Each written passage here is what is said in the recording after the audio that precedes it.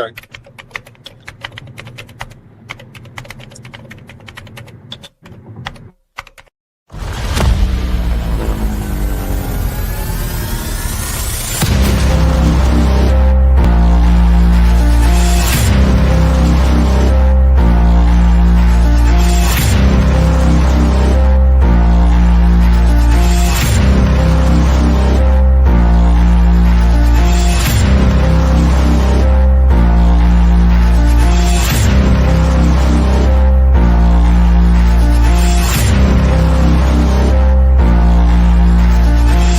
If you could pick 3 players from this squad who would get into our current Arsenal team, who would it be? And let's break it down. First things first, David Raya in check. I would keep Raya. Bellerin is not better than any of our right backs. Timber, Ben White, both better. Gabriel is still there. Gabriel is still staying. Gabriel now is a much better player. Kashani, no. Nacho Monreal has a case because we do need a left back, but I'm not going to go with him. Coquelin, no. Nobody on the bench for me either. For me, it's between Cazorla, Wilshire's not making it, Ozo, and Alexis Sanchez. Those are the 3. I know some people are going to say Giroud, but Giroud's no different than what we already currently have. You could say arguably he's a better player than Alvarez and Jesus, but I think Giroud's time at Arsenal, he was extremely overrated, and he's become overrated because of his longevity. But Shamon, motherfucker! It's Shamon! Shamon! Ow! Ow! Motherfucker! Shamon, motherfucker! Shamon! Motherfucker! Bad, invincible motherfucker! Ow! Shamon, motherfucker! Ow! Motherfucker! Motherfucker! Ow! great composure, lad. The gift that keeps on giving, Igawe. Gabriel, what was that all about? We will come back to that later, but we will get into a cheeky bit of Inter Milan first. But even before that, big up to the chat. Make sure you smash that like button. Make sure you sub to Gianni. Make sure you give Lawrence a cheeky follow. And yeah, Lawrence, how you doing, bud? Good to see you. It's Friday. We made it. It's the end of the week. We've done it. We've done it. Yeah, TGIF. Yeah, We've I'm made on my it. way back to Los Angeles. On my way back to Los Angeles, and I've been out with my mate John in Palm Springs. So we're about an hour away from home. So yeah, good win in the Champions League, and let's hope it continues on Sunday. Yeah. Yeah, no, well said, mate. Gianni, bruv, always a pleasure, mate. I look forward to the Fridays. Not just to be able to get some people on. We got a regular panel here as always, the world-class chat. But I always look forward for a cheeky bit of afters after the stream's finished. We always have a little waffle, didn't we, bruv? But how you been, my friend? All good? All good. All good. Happy for the victory against Inter Milan, but man, is it fucking cold in Chicago. Absolutely chapping. When you sent me that, minus 19, feels like 25.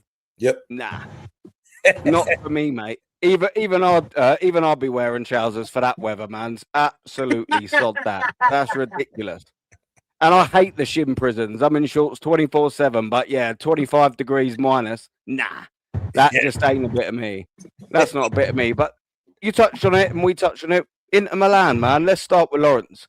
For me, I was watching it. All right, it weren't a blow the team away sort of performance. It weren't a masterclass. However, it was a rotated side away against the leaders of Italy, Inter Milan. We've struggled there in the past. Obviously, we didn't struggle 5-1, but that was a many moons ago. We made light work of it. Gabriel Jesus got 2. Alvarez got a goal. And a decent goal as well, to be fair. And he desperately needed a goal like that instead of a scrappy one or a pen, 100%. But what did you make of it? It was a lot more comfortable than I thought it was going to be fair. And in Europe, we're looking good, aren't we? Yeah. We're top of the Champions League with 100% record, 7 wins out of 7, which I never thought we would do. I thought we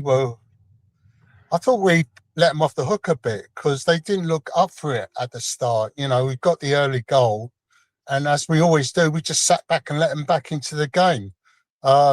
I was just telling Gianni before we went on air, I was surprised that Mosquera got in the team because I didn't think he was match fit. You know, he looked a bit rusty at times, but fair do, he had a good game.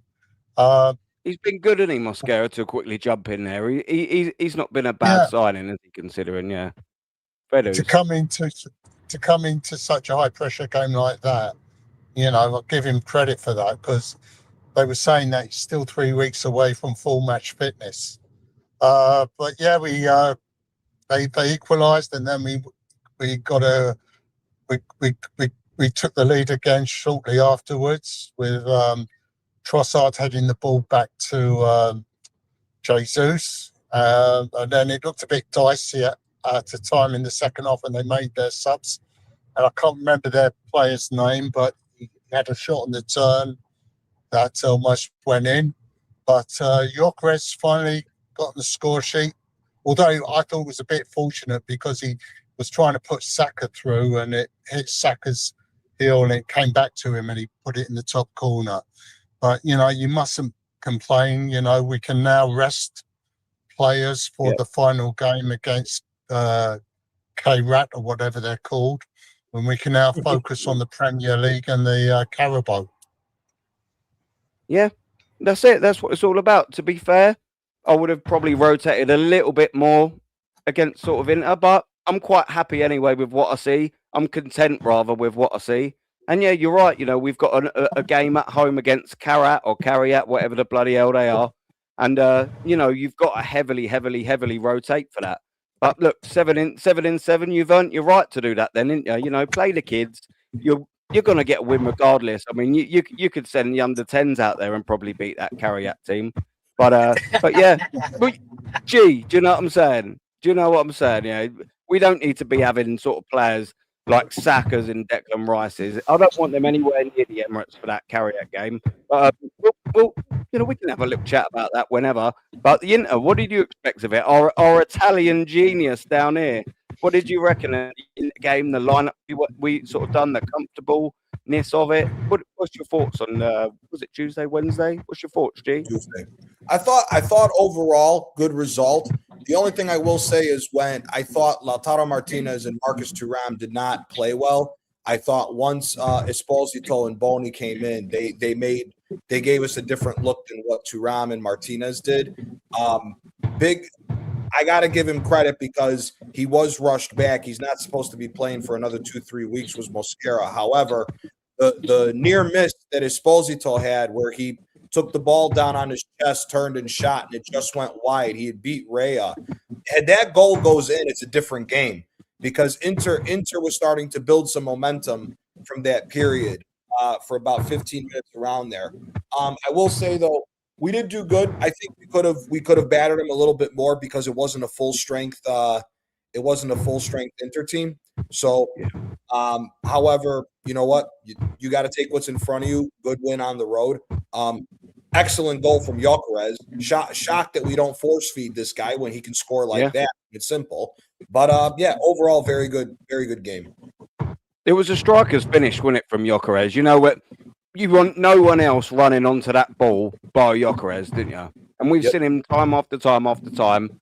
You slot it, didn't you? You don't really need to do anything. Use the defender, whack it round him. It's going in the top corner. Job done. I thought it was good for Victor Gyökeres, obviously, to come on and have that moment, you know. And it'd be interesting who starts at Manchester United. We'll come into that, but I just wanted to let everyone know. I think the Champions League draw, I think it's like February the 23rd or something like that.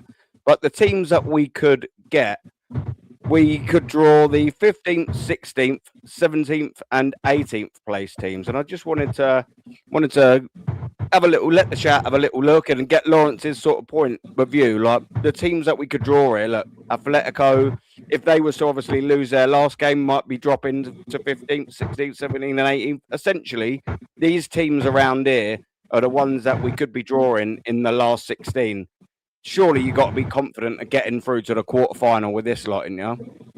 Oh, yeah. Yeah, it should do. I don't think we can play Atletico again because I think you can't play a team from your own country or a team that you've already played in the league phase. I mean, I may be wrong. Can you not? Can you not in the next round then? Can you? So we wouldn't be playing Inter Milan or Atletico then, I'm presuming. Yeah. In the round of 16, I think we can because we bypassed 32. Yeah. That's Oh, sort of what I okay. thought. Yeah. Or You're right. 24, Yeah, maybe sorry, it's my called. mistake. But I mean, Yeah, we should we do could it. draw carrier bag. I mean, come on, that's it. Play the under 10s again, Lawrence. we could be playing Bodo Glimt. Look what they did during the week. Yeah. I mean, to be fair, I'm kind of thinking we'd dispatch them a lot bloody better than Manchester City did. Yeah, they made that made a right hash of that, didn't they, boys? An absolute hash of that. They're bang out of form, City, but I mean, we can come to that in a little bit. But when I'm looking at this sort of table in the standings, yes, there's a game to go. I appreciate that. Things can change on the last day. You could get a little bit of drama. But I mean, I'm looking there and thinking as it stands, Juventus, and a poor Juventus, by the way. Johnny will definitely know that a lot more than anyone. Borussia Dortmund, I mean, the Tottenham result says pretty much everything. Galatasaray, carrier bag, the Marseilles. We should really, in theory, have a nice draw for the last 16 and into the quarter, shouldn't we? Absolutely. What do you reckon on that, G? I think the only two tricky teams in this, this will be funny. The three teams out of this that would be tricky actually would be Galatasaray, Marseille, or Atalanta. Inter for me with the new manager, I think their main concern is going to be winning the Scudetto this year after them falling apart last year to Napoli. Juventus, I don't think is going to be anything to worry about really, unless we just don't show up. Galatasaray has added some players in this winter transfer window, and I on an outside chance, we get an injury to the back line again. I'd be a little concerned with the back line dealing with Victor Osimhen, now added Noah Lange from Napoli and some other players that they have. So Galatasaray could be a little interesting. Marseille, what a matchup that would be if Pierre-Emerick Aubameyang comes back to face Arsenal with all the drama between him and Mikel Arteta. I think would be pretty interesting. And Atalanta's been kind of hot in Serie A since they fired their manager. Since Rafa Palladino took over this team, they've been a completely different team than the beginning of the season. So that would be a team I'd be a little cautious of because they're very good. They're all out attacking football. They can cause problems with the guys that they have. So Atalanta for me would be the trickiest team out of this if we got them, but they're still with our team. There's no excuse. We should be getting to the quarterfinals easily. Yeah, 100%. And I think as well, presuming we do finish first, I don't know if we're guaranteed to now with that win at Inter. But if we do finish first, I'm sure all our knockout legs will be at the Emirates in the second leg.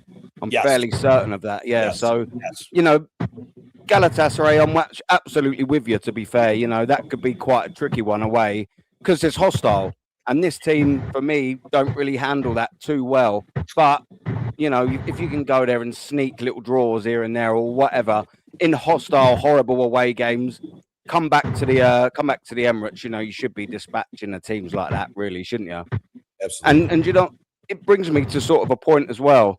We've actually been fantastic, haven't we, in the Champions League this year? When you think about it, I'm not saying we've been spectacular, unbelievable, unplayable, etc. But 20 scored, 2 conceded. And to be fair, we've taken apart some pretty good teams, maybe not the Atletico, the best version of them, but still a very tricky team. 4-0, you can't complain. Bayern Munich, second half, tore them to bits. The Inter Milan score 3-1 away. Very, very, very good results in amongst sort of some other decent enough results. I sort of think with this competition, and I'm not saying we'll go on and win it, but I actually think we've got a reasonably decent chance to get far in this competition again because European teams seem to just not really know how to play us that well in the sense of Premier League teams just come and they close the door. They defend, low block, and they're a bit used to us. They know how to play, whereas in Europe, they come out and be a little bit more expansive, and I think that kind of suits us. And I'll ask this to Lawrence. What do you reckon? Do you reckon we'll go that one step further in the semi-finals? Do you reckon we'll get to a final this year? Do you reckon we can? what you sort of rating as our chances of the Champions League? Because we've looked fantastic in it so far. You got to put your hands up. Yeah, that's what I want to see. I'd like to see us get to a final and actually win it. I mean, I still have bad memories of the final in Paris 10 years Yeah, ago when we those- were 10 minutes away from it. I mean, I was heartbroken that day, and I really don't want to experience it. Really don't want to experience that again. I mean, we are a big club, you know, and we should be winning the Champions League, not every year or every other year, but we should be winning it maybe every 2 or 3 years. You know, well, we're as big as Bayern Munich, Juventus, and Real Madrid. You know, we've got a good squad. It's just the manager and how he manages the squad that worries me. Yeah, 100%. And that's the sort of thing that worries me as well. We see it last year with PSG. You know, we took them apart in the first in the first half at the Emirates in the league table, the phases, whatever one it was. And you know, everyone not us, all the top gooners seem to think, yep, that's that. Job done. We've already beat them 2-0 earlier on in the season. It don't work like that. And yeah, what the teams and the performances I've just labelled. The Bayern Munich 3-1, fantastic. 3-1 Inter, fantastic. 4-0 against Atletico, fantastic. Can you do it in a semi-final? That's the big question. And that will remain the question mark under Mikel Arteta, not just in the semi-final of the Champions League, but in all semi-finals. You've got to get to a final. You can't just keep bottling semi-finals. And he needs to take that extra step for me. Can he? Whether we face a Bayern Munich team, can you knock Bayern Munich out in the semi-final or the quarter-final? That's the next task, isn't it, Gianni? That's going to be the next step for him. What do you reckon on our Champions League chances? Can you see us progressing even further than last year? Honestly, I don't, but you never know, because this is getting first place in the league or getting first in your group, how it used to be, is all well and fine. Problem is, this part of the season, this is where the heritage comes out. This is where the clubs that are historically good in this competition, whether by hook or crook, find ways to win, even when they shouldn't be there with their form. So, you know, I mean, how many times have we seen Real Madrid recently go on and win the Champions League when they weren't the best team in the competition at start, and they just turn it on in the knockout stage? So I think, like I've been saying for a while, I think Arsenal is a work in progress, like how it was with Chelsea and City, where they had to develop a winning mentality before they got the Champions League. I would love nothing more than to see these guys win the Champions League, but I just don't know. Bayern Munich looks really good. Right now, they're starting to turn a corner where they're just blowing teams out. Musiala being back. Yeah, Musiala's back now, which is a huge difference than before. You don't know what the situation is with Barcelona. Barcelona could always turn up and do some craziness. So we definitely have a good chance, but like Lauren said, it's down to the manager and it's also down to the heritage. You just never know. Yeah, facts. 100%. So yeah, do you know what? And I'll bring this over to Lawrence. We have got Natster coming in a very, very, very little while, and then I will put the link in the chat. But hold on 1 second. Hold up. We'll get Natster's opinion on this now. Big up, Natster, brother. Hi, guy. How's he doing, my geezer? Yeah, I'm doing well. Just chilling, having my pizza. So yeah. Got a nice memory as well. So all is good, brother. All is good. What are you guys saying? Yeah, man. Do you know what? Before we move on, what was sort of saying was about the Champions League. You know, these are the teams that we could sort of get: Borussia Dortmund, the Galatasarays, the Karabags, the Marseilles, etc., etc. And then I was basically saying about our chances going one step further because European teams haven't quite worked out how to play us, or mostly European teams, just like the Premier League teams have done. Can Mikel Arteta keep this form going in the Champions League and go one step further? Maybe get himself to a cheeky final. Who knows? What do you reckon before we move it on? Yeah, I think it all depends on how this manager rotates the squad. That's always what it's been down to. Nothing's really changed in my mind when it comes to, you know, our success this season will depend on if the players stay fit and if this manager doesn't fuck it up. It's purely and simple as that. I'm not even. Let me put it this way, right? If we keep playing like shit for the rest of the season, but we get over the line, I'm cool with that. And as long as our players ain't dropping like flies, I'm cool with that. But if we have a repeat of last season and seasons gone by, I'll be livid. Shit, I'll lose my goddamn mind at this point, bro. Like every year, I'm smoking more and more and more, bro. Like I'll probably be on like 100 a day, bro. I'm probably on 50 now. Do you know what I'm saying? Like it is what it is. But anyway, like I look at them teams there, and they're all beatable. I think that one of the teams that I wouldn't want to play, for me personally, is Marseille. I think Ethan will definitely be cup-tied for that. But even without Ethan, like Mason Greenwood's on fire. Like he's killing it. They got Aubameyang there. Like De Zerbi, their manager is class. Like the way they play, like they score goals for fun. So I want to play them. Monaco might be a little bit tricky, but I think we'll get by. Leverkusen, I think will be. Carrier-Bag will be. Galatasaray, I think will do them. Dortmund will be. Spurs even beat them, and they're shit. We know that. Juve, we should beat. We've already beaten Inter, and unless when we play them, we'll play a stronger squad. But even then, I still think we'll probably edge it over 2 legs. I think for sure, especially at home. Atalanta, I think we'll beat them. They're not the same Atalanta. Atletico, it kind of depends with Atletico, innit? Like they're always up for it, but they're defensively not as good as they used to be. They attack more. They've got good quality players, but it's whatever Atletico turns up on the day.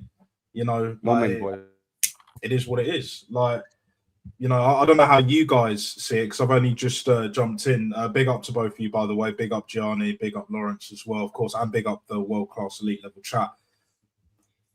I'm at a point where I'm just taking it game by game. We'll see what happens, but I'm just more concerned with keeping players fit, resting certain players, because we're at that crucial point now. Like we're at the end of January. We've already played 6-7 games, and we still got a second leg against Chelsea in the League Cup.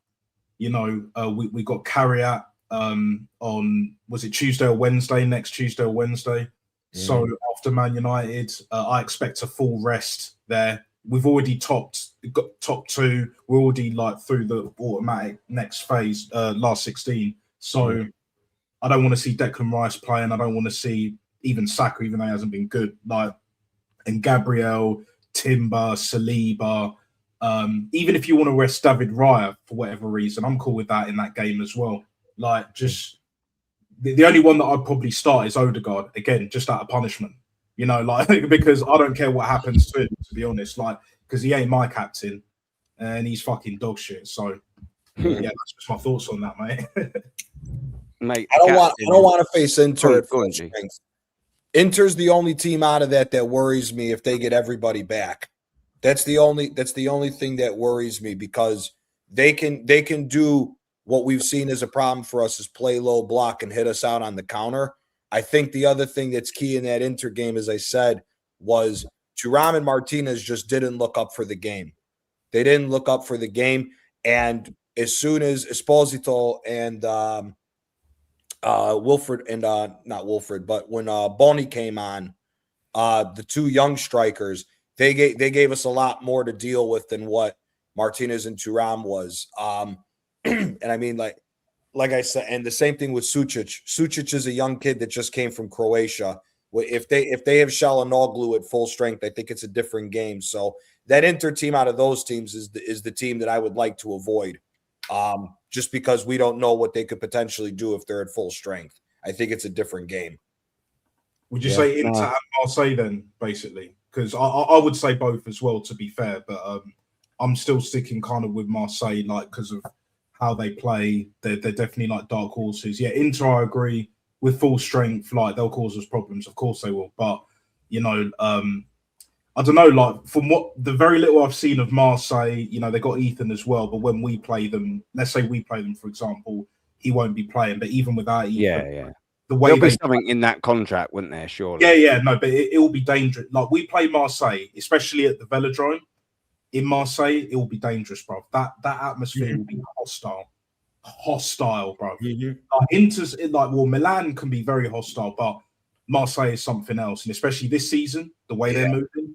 Oh boy, yeah, I'm not confident with that. Inter, of course, but yeah, for me, I'd say Marseille, regardless, because they'll play like their strongest team available and all that. Either way, we haven't played them in the league phases. Like Inter will be a different team, of course. So we'll just have to see, man. I'm looking forward to it either way, as long as our players stay fit, of course. So yeah, that's the key. That's the key. That's the challenge, isn't it? They've got to stay fit. We've got this squad now. A lot of players are coming back from injury. I think I heard Calafiori and Hincapi. I think they're knocking on the door, back in training. You've got Kai Havertz, donkey. Oh, I said it. Sorry, Kai Havertz. We know we got to do it.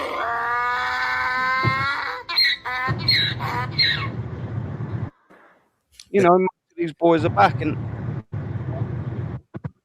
what I'll do, we'll just run the same 11 into the ground constantly, and then we'll just be in the same injury boat in a couple of months' time. We all know it. When the game's coming thick and fast again, he'll be playing the same players, rotating, leaving Declan Rice, flogging Timber, ruining Saka, etc., etc. So we've got to use these games, especially like the carry-out one, to rotate, like what we did at Inter, rotate a few of the legs, get some minutes in some legs as well. He's got to be sensible in the way he does things and approaches games, Mikel Arteta.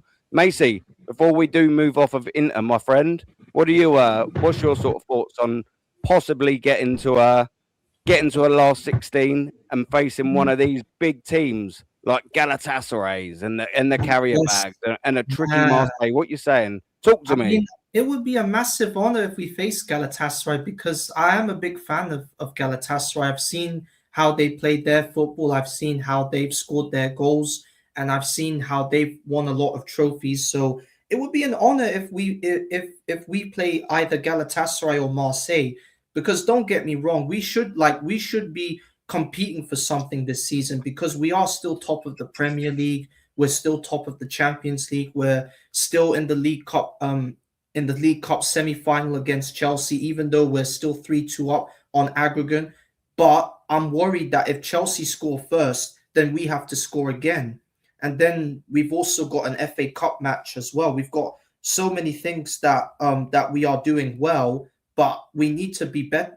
This manager needs to do something better, because this is only just the beginning, because we are still in January. I'm happy that we are. But apart from the Forest game and the Liverpool game, I was not very happy with the fact that we didn't even come away with a point. We drew 0-0 with Forest. I was absolutely I was pissed off. We should be beating Forest, and the fact that City dropped points to Man United in the derby, this was our opportunity to put a stamp on City. And what did we do? We fucked around. And we didn't even create any good opportunity apart from Saka's header that Matt Sells had to save. But apart from that, we didn't even test Forest, because Sells was the only one that was keeping Forest in the game. And because of that, I have to give Sells some credit. He's looking like a good goalkeeper for Forest. But apart from that, I was disappointed with that result. But in the Champions League against Inter, I was a bit happy, bit angry, because first half, when we got the first goal, I was a bit happy because it had to be Gabriel Jesus, and I'm not a big fan of Jesus. I never have and I never will be, but happy that he took his goal well. But the equalizer, what was Zubamendi and Moreno doing? I just don't like this combination of the two Sociedad boys. Every time I see them play together in midfield, I know that something is going to happen, because every time there was one point in the game where Zubamendi is he's running back to the ball, and then when it's time to block the ball, he just stops there. Does he not understand that he has to keep running to get the ball? But instead he just stops there and let Inter create a goal scoring opportunity and equalize. And Mikel Moreno as well. His passing was. There was one point in the game where Saka was telling him to pass the ball to that side, But this motherfucker took so long. He just gets the ball. He just waits for like 4 minutes, and then he passes it to Saka, and then Saka can't get the ball. So that is why Moreno, Zubimendi, and Odegaard in midfield, that is not what I want. What I want in midfield is Declan Rice, Martin Zubimendi, and possibly Eze, because every time I see Odegaard in the squad, I know that he's gonna drop a stinky performance. Every one of the fan base of the other fan base, like Hooks, like Christian, Brandon, Marty, they're all starting to see the light now on Odegaard, and they're all starting to come to their senses on his performances. But this is now the time for us to drop this captain, because he is a liability to the team. Because if this manager keeps on playing him every single game, then his performances will get even worse, and we will continue to play this U-shaped football that is so boring and so ridiculous that we can't even create a goal scoring opportunity. So that is why I don't want to see Odegaard in the squad. I want to see Eze link up with Zubimendi and Declan Rice. Mikel Moreno is, even though he is a midfielder, he's not good at it. So if Mikel Moreno should be starting in a game, put him up front as a striker, because he's more effective up front than he is as a midfielder. And if Calafiori and Nkapé are back, we shouldn't rush them. But we shouldn't rush them, because for me, we can't afford any more injuries. Because if Calafiori or Nkapé start the United game on Sunday, then we could be on the verge of more injuries, fellas. So for me, I would put Timber at right back, and maybe, like, I don't know, like, we're gonna have to see if Skelly will slot in that left back role. I know he's not a left back. I'm still not in the whole Skelly left back thing, but I just think we have no choice. But apart from that, is Ahmad fit? Sorry to cut you there. Is Ahmad Diallo fit? I believe so. I'm not sure. Yeah, this is the worrying thing. Because now. if Skelly was to start on that left, the left back, I mean, obviously position, and they put Dallo on that right, there could be problems. They could have a bit of fun down there, because Skelly just ain't a left back, is he? Let's just face it. I don't want He Timber at just left ain't back, it. and this is the problem. When we got Timber rid of left Kieran back Tierney. worries me sometimes. This is the problem. When we got rid of Kieran Tierney, right, guys? Yeah. Like, this is the fucking problem. Now we're in a position where Calafiori ain't a left back. He ain't a defender. I've always said he's a forward. If you're going to play him anywhere, you play him forward, or you don't have him in the squad. Yeah. I'd rather have the latter. Nkapé's good as a left back, but again, he's been injured. And for me, I just don't see, at least at this point now, the fact that there's no Kieran Tierney. Obviously, Zinchenko's in the bin. He's out of it. So what are our options? I'll tell you what our options are. Why don't we play three at the back? If we've got no left backs, play fucking three at the back. Ben White was signed from Brighton playing three at the back. Timber can play a three at the back. I wouldn't put him in the middle. I'd put him on the right-hand side, similar to where Ben White could play, but Ben White could play in the middle of that three if we need to. Like, we do have options, but the problem is this manager is insistent on a 4-3-3, and it's the most defensive 4-4-3 I've ever seen in my life. I've never seen a 4-3-3 so defensive, so pragmatic, just so negative. Do you know what I'm saying? It baffles the fuck out of me. Like, even like a 4-4-2, but I can understand, with injuries why we're not playing 4-4-2. But again, it just goes back to this manager's piss poor decisions. If you don't fancy Kieran Tierney, that's fine. We should have got another one. We should have got Miguel Gutierrez before he went to wherever he went to. I think, because I don't think he's a Girona. Yeah, you've always liked a bit of him, haven't you? Yeah. He's a Napoli. He's a Napoli. Oh, right, okay. Oh, fair. He's injured at the moment, isn't he? Like, 'cause I haven't seen him. Like, yeah, he's been in and out the whole season. He hasn't had a good starting season with us. He's been in and out of form and injury. So right, yeah. Would you bring one of these back and rush them? Because I don't know about you boys. I personally wouldn't. No, I wouldn't. I'll play three at the back. I've said this. I'll play three at the back.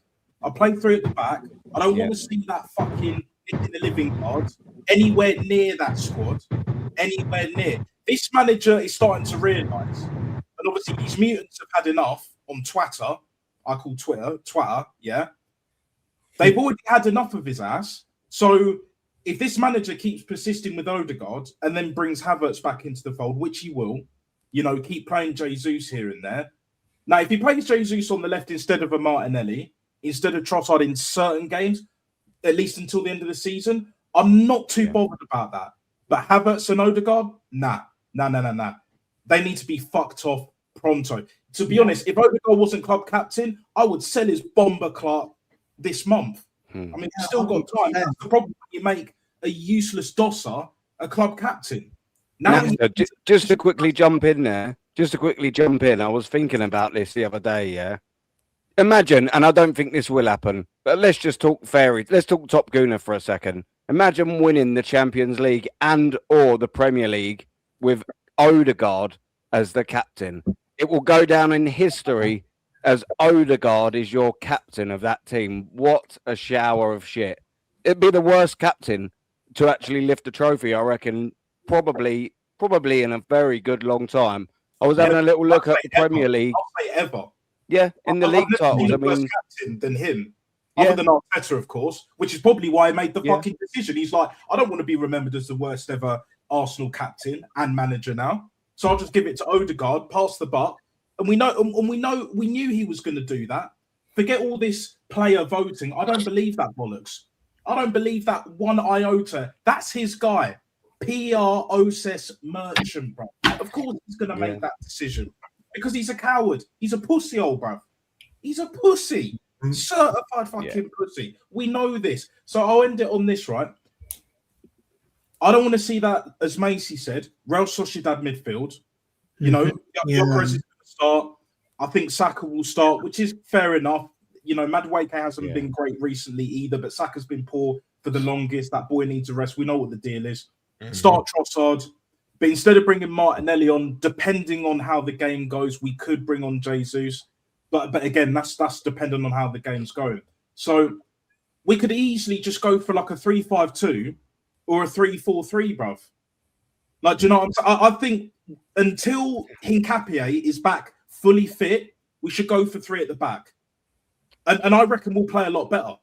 With the options that we have, we'll play a lot better with 3 at the back. This manager is going to dial that 4-4-3, 4-3-3, negative ass 4-3-3, with playing Odegaard at the 10 and trying to bring Havertz in up front, maybe 10 in certain situations, because they're his go-to guys, which have failed him and failed us multiple occasions. So, like, it's not looking good if that happens. But if Arteta finally grows a pair of bollocks and sees sense and realizes that if he keeps doing what he's doing, he's not going to be here no more, then you never know. He might surprise us all. He might switch it up. But I'm not convinced. Yeah. I'm not convinced. Odegaard is his guy. Like, the thing is, it's like you can sort of say, he's learnt here, hasn't he? It's his first job. He's 7 seasons in now. If he's not going to do the basics like that, knowing when to drop players, knowing when to take players off, take them out the limelight, put them back in the limelight, he's never going to. And that's obviously with his captain. He's way too stubborn. If he'd have showed most of what he was like in terms of, dropping players when they're poor, certain players that are his boys, his favourites, dropping them regardless of whether he likes them personally or as a player professionally or whatever. He doesn't do that. He hasn't done it for years. So obviously we're all inclined to sit there and think, do you know what? Odegaard's his boy. That's that. We're fucked. And it's frustrating because you sit there and think, Eze, I would much prefer him. Now, granted, Eze hasn't been absolutely fantastic, to be fair. He hasn't. Down to probably tactics, where he's been played, and a little bit of poor form on his behalf. It hasn't worked just so yet. But why not play him? Get him used to the system. Change the system up for him in Gyökeres. That's why we bought Eze and Gyökeres. You bought number 10 to feed your new striker. Why on earth are you pissing around, not playing the new number 10, playing Odegaard, who barely even fucking musters up a pass going forward at all whatsoever? He's backwards and sideways, little minge. I mean, what are we doing here? We're sort of fucked. And if the manager already just knows that he's never going to play him and is going to keep this captain, he's going to stay there forever. Like, that's that. We will never see Mikel Arteta take that captain's armband. And it just goes to show how poor of a stubborn manager he is. When you look at the captain and the vice captain, you've got Gabriel Magalhaes there, not Gabriel Paulista, Igal, not Gabriel Paulista, Magalhaes. Yeah, come on, we've all seen the video. What are we doing here? And Declan Rice in there. Why on earth is Saka and Odegaard your captain and vice captain? What are we doing here? Declan Rice and Gabriel Magalhaes mentally and physically would have made some of the better Arsenal teams of days gone by. Saka and Odegaard, they would have been grabbed by their throat and thrown against the locker room. Piss off out of here, you little bitches, the pair of you. Do you know what I mean? Can you imagine them in a dressing room in 98 or 02 or 04? They get laughed out. They get thrown out or laughed out. It's frustrating. Odegaard don't even make the under-23s or under-21s back in the day. Saka maybe just, but do you know what I'm saying? I think like maybe a Declan Rice could make the squad. I wouldn't say he'd start because he's good, but he ain't anywhere near that good, you know, of like the teams of like 20 years ago or so. Even Gabriel Magalhaes as a centre-back, I'll probably have him over Segon and obviously like the Squillacis and the Koscielny, definitely the likes of Mustafi and that. And Stefanov? Oh, definitely Stefanov. So who was that other one? That Latvian guy, Tavalidis or whatever. Tavalidis, yeah. When we got battered 6-1 at Old Trafford and that. Yeah. Gabriel would have slotted in fine, but like a Declan Rice, he'd make the squad, but like, you know, like ahead of Inamoto, let's just say that, and not so much on technical ability, but what he brings, like the energy, and you know, defensively he's on point. Like as a backup to Gilberto Silva, as example, yeah, why not? Why not? And you know, leadership qualities as well, which is what we've been crying out for. But again, it's just like I'll go back to this. This manager needs to change his system. He needs to drop the undroppables. Like the only time he's ever brought Odegaard out is when he's taken stick in the stadium and online as well, mainly on Twitter. He's only ever done it like once, maybe twice. He's done the same thing with Zinchenko. Pattern recognition, people. You'll know what I'm talking about, Gianni, because we've talked about it. Pattern fucking recognition. 3-5-2 or 3-4-3. I'll probably go with the 3-5-2 because with the 3-5-2, you can still have that like three in midfield, and then you have like the wing backs instead of like wide midfielders and wingers, and you know this manager loves a wing back. Do you know what I'm saying? You put Aubameyang there, like, and then you know two up front. You could play. To be honest, as much as I don't rate the donkey, you could have him, you know, with Gyökeres. We'd be better. You could put Jesus with Gyökeres. We'd be better than just, you know, in this current 4-3-3. So, but he won't do that with Jesus. He only does the like for likes, doesn't he? Yeah, exactly. He just won't do that with Jesus and Gyökeres. I don't know why he don't give it a go. It's so blatant and obvious, especially in games, you know, where it's a bit of a dead rubber or you're ahead or you're comfortably winning. Why would you bring Gyökeres off just to bring Jesus on? You'd try them together, no? It's frustrating. Just quickly, Varel, our geezer Varel 78, the season is almost over. It's only 2 games over halfway, bud. But never mind, we're talking about who should be captain now. Yeah, we've been talking about this for the last 4 years, though, mate. And he's still here. Get over it and move on, mate. No, because the captain's absolutely horrendous. I'll move on and get over it when we've got a different captain. And we're in January, dude, not April. So what are we doing here? Johnny, help me out here. One of you boys help me out here. I've got to go up and sort of this Varel guy is an absolute... This Varel guy is an absolute motherfucker. Like, I've seen great captains in the history of the football club represent us. The likes of Patrick Vieira, Ori, Bergkamp, Perez, all these great captains. And you and Varel, you have the audacity to say that you want us to get over it. No, why should we get over it? Because we're stuck with a scrubby Norwegian Justin Bieber who shouldn't even be captain. There are other captains there. There are other players in that field that want to be the captain. Declan Rice, because during the Forest game, when that match was over, Declan Rice was absolutely pissed off after the final whistle. He said, every fucking year, same fucking shit. That is the level of what, like that is the level of what a captain is, because The captain doesn't take drawing unacceptable. The captain wants to win. This is who Declan Rice or Gabriel should be. Odegaard is no captain. He's just somebody that loves to wheel out merchants for the puppets, the fan-based puppets of the fans, and they think it. And this is just all part of Ian Wright's master plan, because Ian Wright invents the merch and Odegaard gives it to all these stupid kids. Like, come on, man. We need captains that want to win, not captains that want to give out these merchants and all this garbage to all these other fan base that just think that, oh, we're going to the Emirates because this is like a field trip.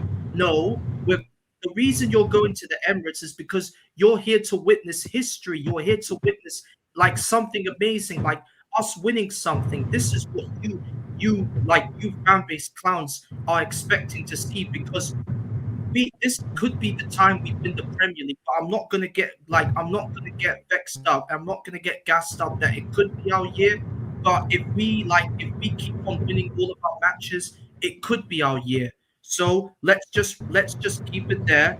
We're still in January. We still got some games left to go until May, and we'll see where that month will take us.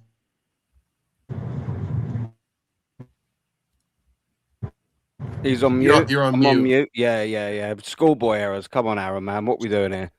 Well, so far, it have us in first place in the Champions League and in the league. Yep, agreed. No one's disagreed with that. And we've all said that we're looking very good in the Champions League and we're happy where we are in the league. Yep. If it doesn't break, leave it alone. You completely not listening to a single word we're saying. We're just, raising concerns about the captain, and we've waxed lyrical about how well we've done in the Champions League. So you're talking nonsense. I mean, to be fair, I'm not surprised considering you have absolutely no idea what month we're in, where we are in the league. And to be fair, your opinion pretty much fucking stinks. We've got another geezer in here, the fake Henry Wright account. Have you all gone completely mad? Absolutely not. I've not said a word, so it's not directed at me. We're very sane, thank you very much. But thank you, Henry Wright. Have we all gone completely mad? Nah. Listen, if you don't like fans that talk absolute sense, then fuck off and watch AFTV. It's not rocket science. There's an X in the top right-hand corner. Toodaloo. Bye-bye. Bye-bye. If that is you, that is the real Henry Wright, come out of here. Yeah. That's it. It's sense. And do you know what as well? We do both sides of a coin in this sort of side of our fence. Do you know what I'm saying? We can praise how we're doing in the Champions League. We can be happy, and we are where we are in the league. We're in the semi-final with the Carabao Cup, and we should get to a final. No one's saying bad things about that. We just are very unhappy with the captain.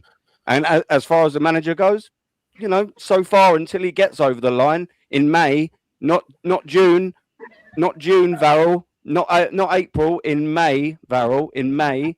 If he gets over the line with a competition that we desperately need to win, like the Premier League or Champions League, fair dues. You know, I'm vindicating myself by praising where we are, and also I can criticise it. I praise the good and I criticise the bad. What's wrong with that? You know, I'm not going to sit here and absolutely suck off a manager that has entered 23 competitions since winning the FA Cup, 19 of which have came to their climax, and he's consecutively lost in all 19. Now, I'm not criticising being first in the Premier League, 7 points clear. I'm not criticising being fantastic in the Champions League. In fact, it's been quite the opposite. I'm not criticising that we have one leg in the final of the Carabao Cup. I'm not criticising we've got a nice, comfortable draw at Wigan in the FA Cup. What I am criticising is the captain. He is absolutely shit. And history tells me he's absolutely shit. The recent games tell me he's absolutely shit. And most of the people that talk about him say he's absolutely shit. What would be the rational conclusion? He's absolutely shit. And I'm absolutely comfortable with airing that on my own channel about my own captain, who's an absolute shambles and a disgrace. There we go. What more can you say about that? Not only that, wanting better for what the team is already doing shouldn't be a problem. I mean, let's all be honest here. Everybody was pissed off after that fucking Forest game, because the Forest game shows that the manager is still putting the handbrake on the team. I mean, with the last few games that we've drawn when we've done this league, I mean, first of all, let's get it straight right now. The goal that Alvarez scored against Inter Milan should be an every game thing where we should be force feeding him to score. If Alvarez gets force fed and he's bagging goals like this, we walk the fucking league. We walk the league towards the end of the season. So why not do that? Yeah. The defense shows that it's strong enough to end up going. We keep playing the sideways bullshit and make it difficult for us to score. When we actually let our striker, who we brought in to win us the league, go, and he's bagging goals like this now where he's starting to pick up some form and some confidence, let him get him more opportunities, let him score, and let's walk the league. Because none of these other teams are showing that they have any chance of winning. We're keeping them in because it's always us. We have to get out of our own way. If Arsenal gets out of their own way for the rest of the year, we win this league easy. You've already had at least two occasions where you've kind of kept City in realistic distance at that point in the season. There's at least two moments, Forest being one of them, where I think you should have got something out of Forest, but you just weren't creating very well. First of all, Aaron, thank you for letting me on tonight. This is my first show since Dad passed, so thank you for letting me on. Bless up, bruv. Sorry to hear that, man. Massive condolences, my geezer. Come on, brother. No, I appreciate that, man. Love, bro. Respect you and the family. I send all the wishes, man. Do you know what I'm saying? Big up to you, brother. No, I appreciate you, bro. No, come on, man. So yeah, so it's nice to be back in a comfortable environment after what's been going on. Now, big up to you, we're doing a tribute to him at our game tomorrow, which, funnily enough, is against Wigan Athletic. So it's quite ironic that we're talking about, you know, two people that's gone up against Wigan at some point. But no, it's weird with Arsenal for me, because I said at the end of the transfer window when you got Alvarez, and I said if he plays him the right way, you will win this league. Now, I also said to people, I never rule City out of it, which is why I'm glad you mentioned that we're in January. This is usually the time where City come crawling back in the race and they overtake Arsenal, and they have done every chance they got, barring Liverpool. And I still think Arsenal needed something. I still think Arsenal needed something in the window, because I still didn't think that the squad was quality-wise enough to get over the line. I still think the mentality of some of the players that are still there isn't what it is to be compared to the likes of Rice, Gabriel, etc. I agree that the system should have been changed. I said since the summer it should be 4-2-3-1. Rice and Zubimendi, Eze is the 10. You got your right winger, which is probably going to be Saka, left winger, which is probably going to be Martinelli or Trossard, and then you got Gyökeres up front.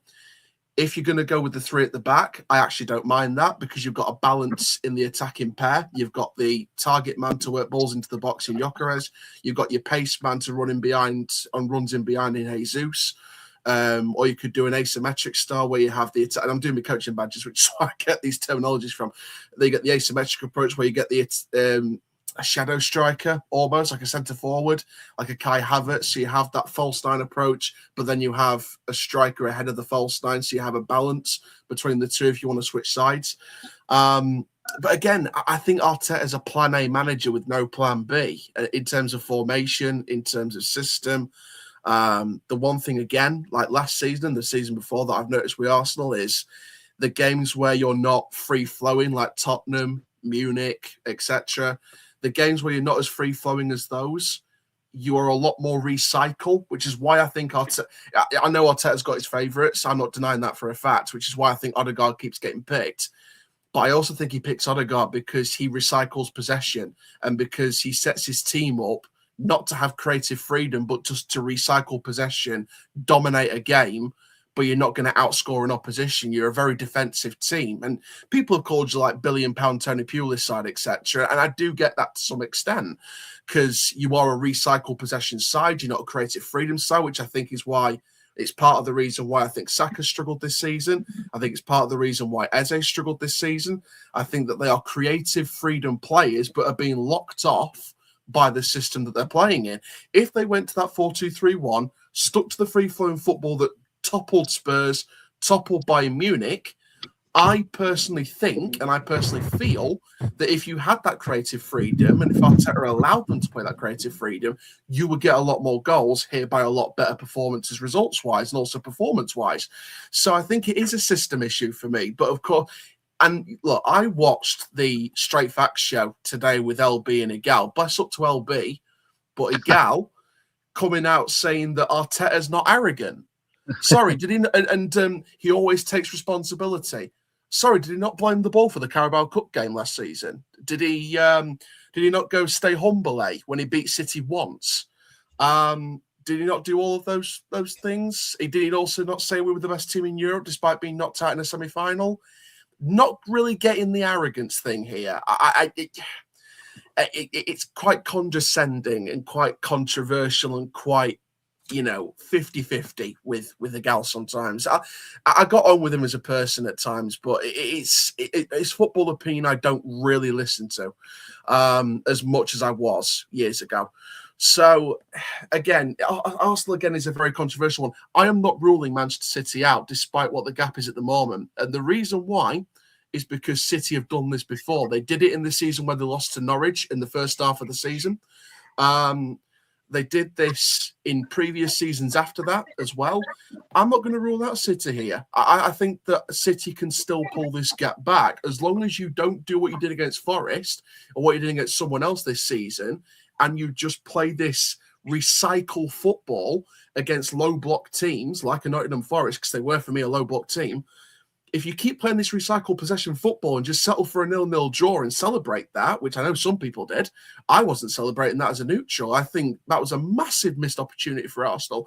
You could have gone out there, gone gung-ho, and potentially got Sean Dyche sacked, which I think you still could have done.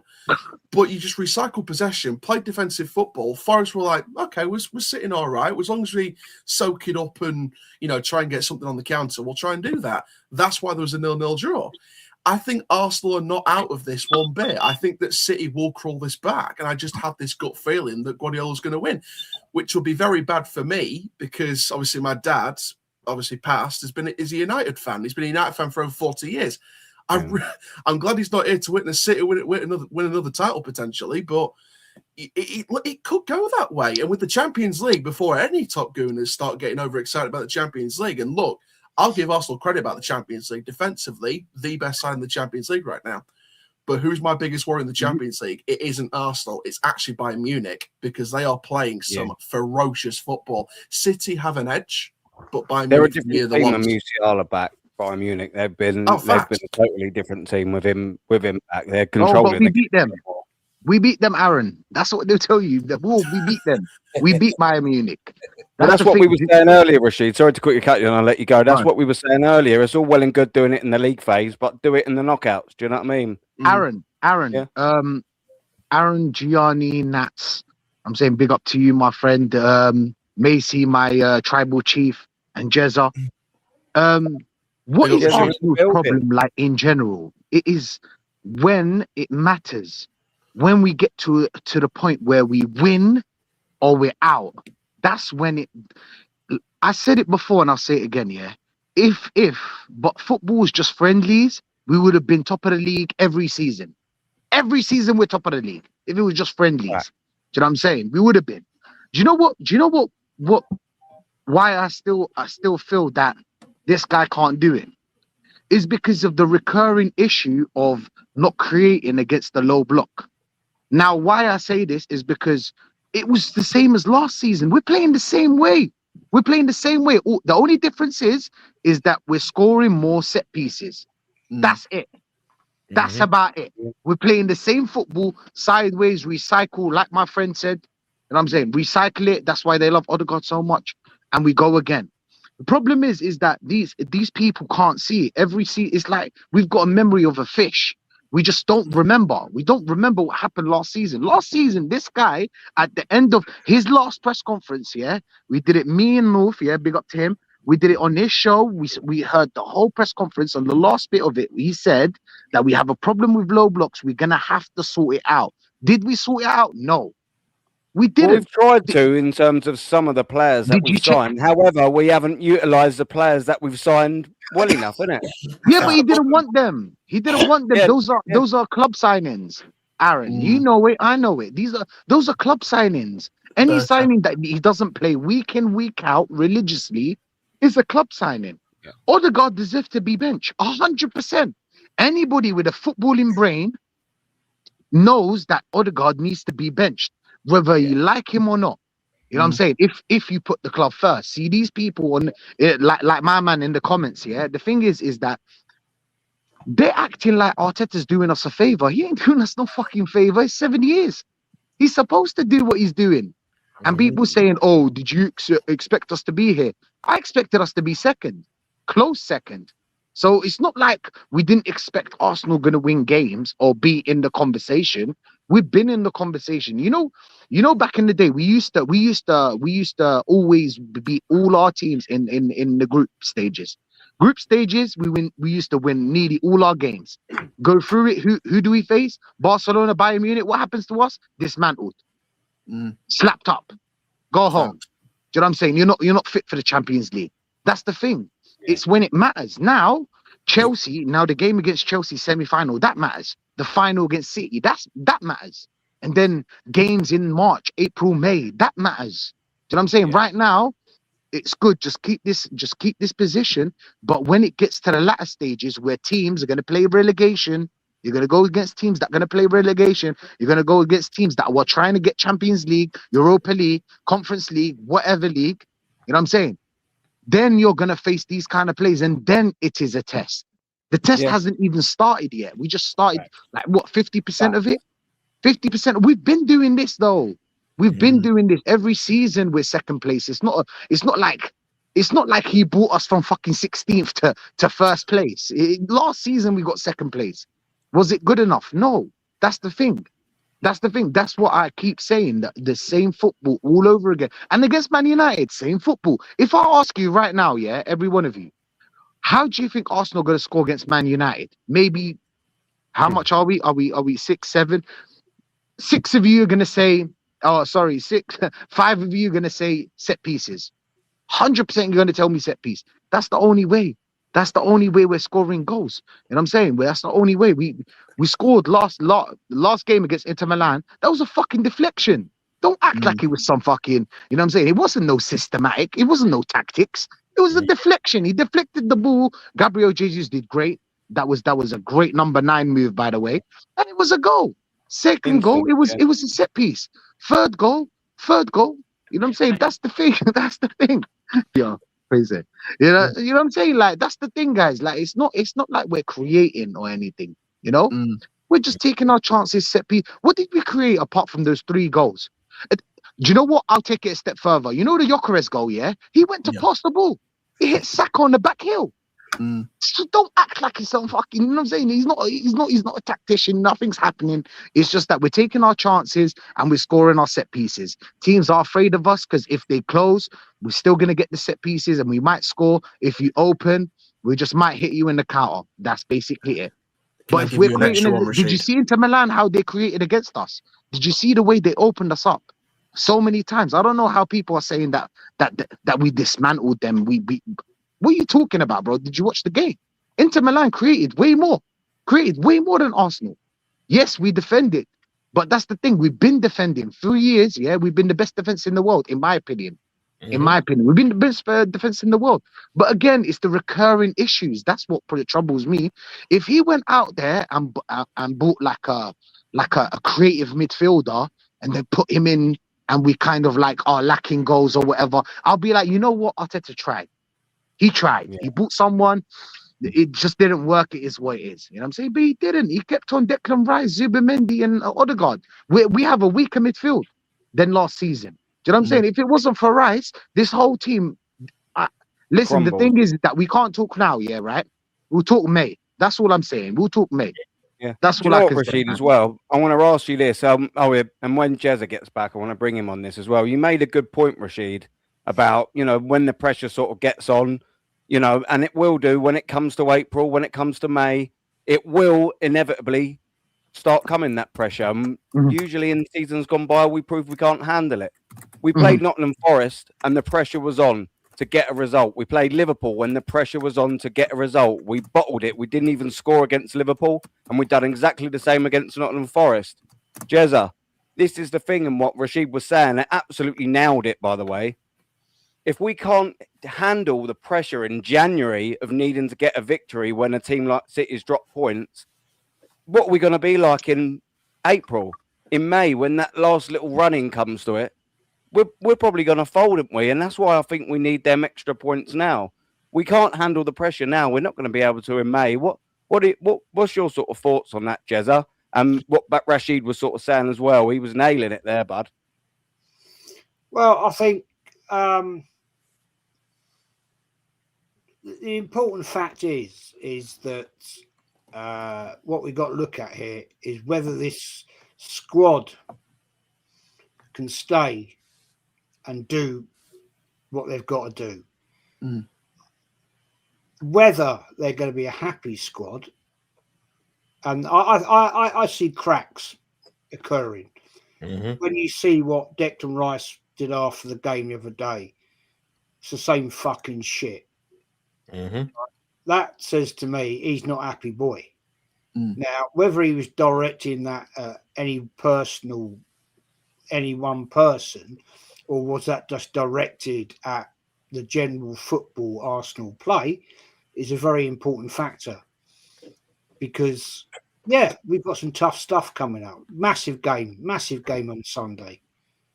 Our arch rivals in football alongside Liverpool. It's a massive game. And whether they're going to turn up the Emirates and give it the old...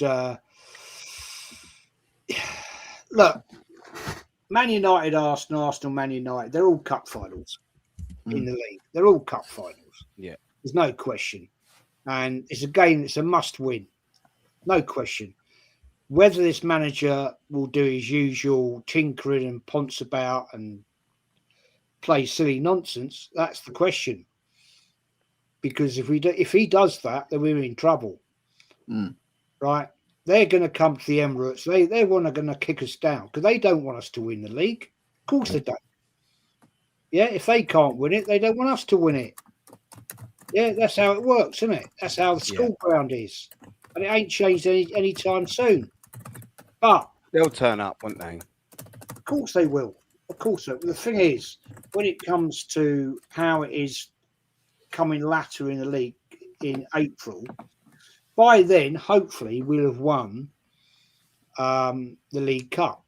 Hopefully. We'll have got past Chelsea. We'll beaten Man City, which I actually think we could do. I think we could be. I don't think they're firing in all cylinders, but we can't knock it over because at the end of the day, Man City are no fools. They're going for a bad spell right now, but they're the sort of team that can pick it up very quickly. You know, Pep Guardiola's no fucking idiot, and it just says that have Arsenal got the bottle? And I'll make this statement before I wind it in. If we win that League Cup, I think that would give the team massive belief that they can actually deliver. Yeah. Because we ain't delivered since 2020. So it's 2026 now. So it's time to actually step up to the mark and say, right, here we are, boys. We're here. We're top of the Champions League, right? Done and dusted in that qualification. We're in a League Cup final. We're top of the Premier League. You got to come and beat us. Have we got the balls to do it, boys? Well, that's going to be an interesting statement, isn't it? Yeah, I do think it's so pivotal, Jez, as well, when you say about us winning the Carabao Cup and using it as a platform to sort of get the bigger trophies. But, you know, it's available. It's a cup we haven't won since 93. And I'm totally 150% with you, Jezza. If we was to win that, bearing in mind, this squad, some of them have won stuff previously, absolutely fine, but they haven't as a unit. You've got players like Gabriel's and Saka's and the Martinellis in the squads that have been together for 4+ sort of years. You've obviously got a couple that's come sort of more recently, i.e., you know, your Rice has been here for 2, is his 3rd season. Timber's obviously a little bit newer. However, these lot for Arsenal Football Club haven't won anything. And as a team, they haven't won anything. And surely they must sort of have a little bit of self-doubt when they keep getting 2nd place, when they go out in semi-finals, when they embarrass themselves in the FA Cup in the 3rd and 4th round. They probably do sort of sit there and think, do you know what? We need to bloody win something now. And that Carabao Cup, granted, in a season where you're in the Champions League and you're in a fight for a Premier League title, you're in the FA Cup. The Carabao Cup is obviously 4th choice on priority list. However, I'll take 4th choice. 100%. I'll take something. We've got to have a bit of silverware. And I agree with you, bud. If we lift that cup, I reckon the players, obviously, they'll celebrate winning their 1st trophy as a collective in this sort of £1 billion team. But they'll go, yeah, we liked a bit of that.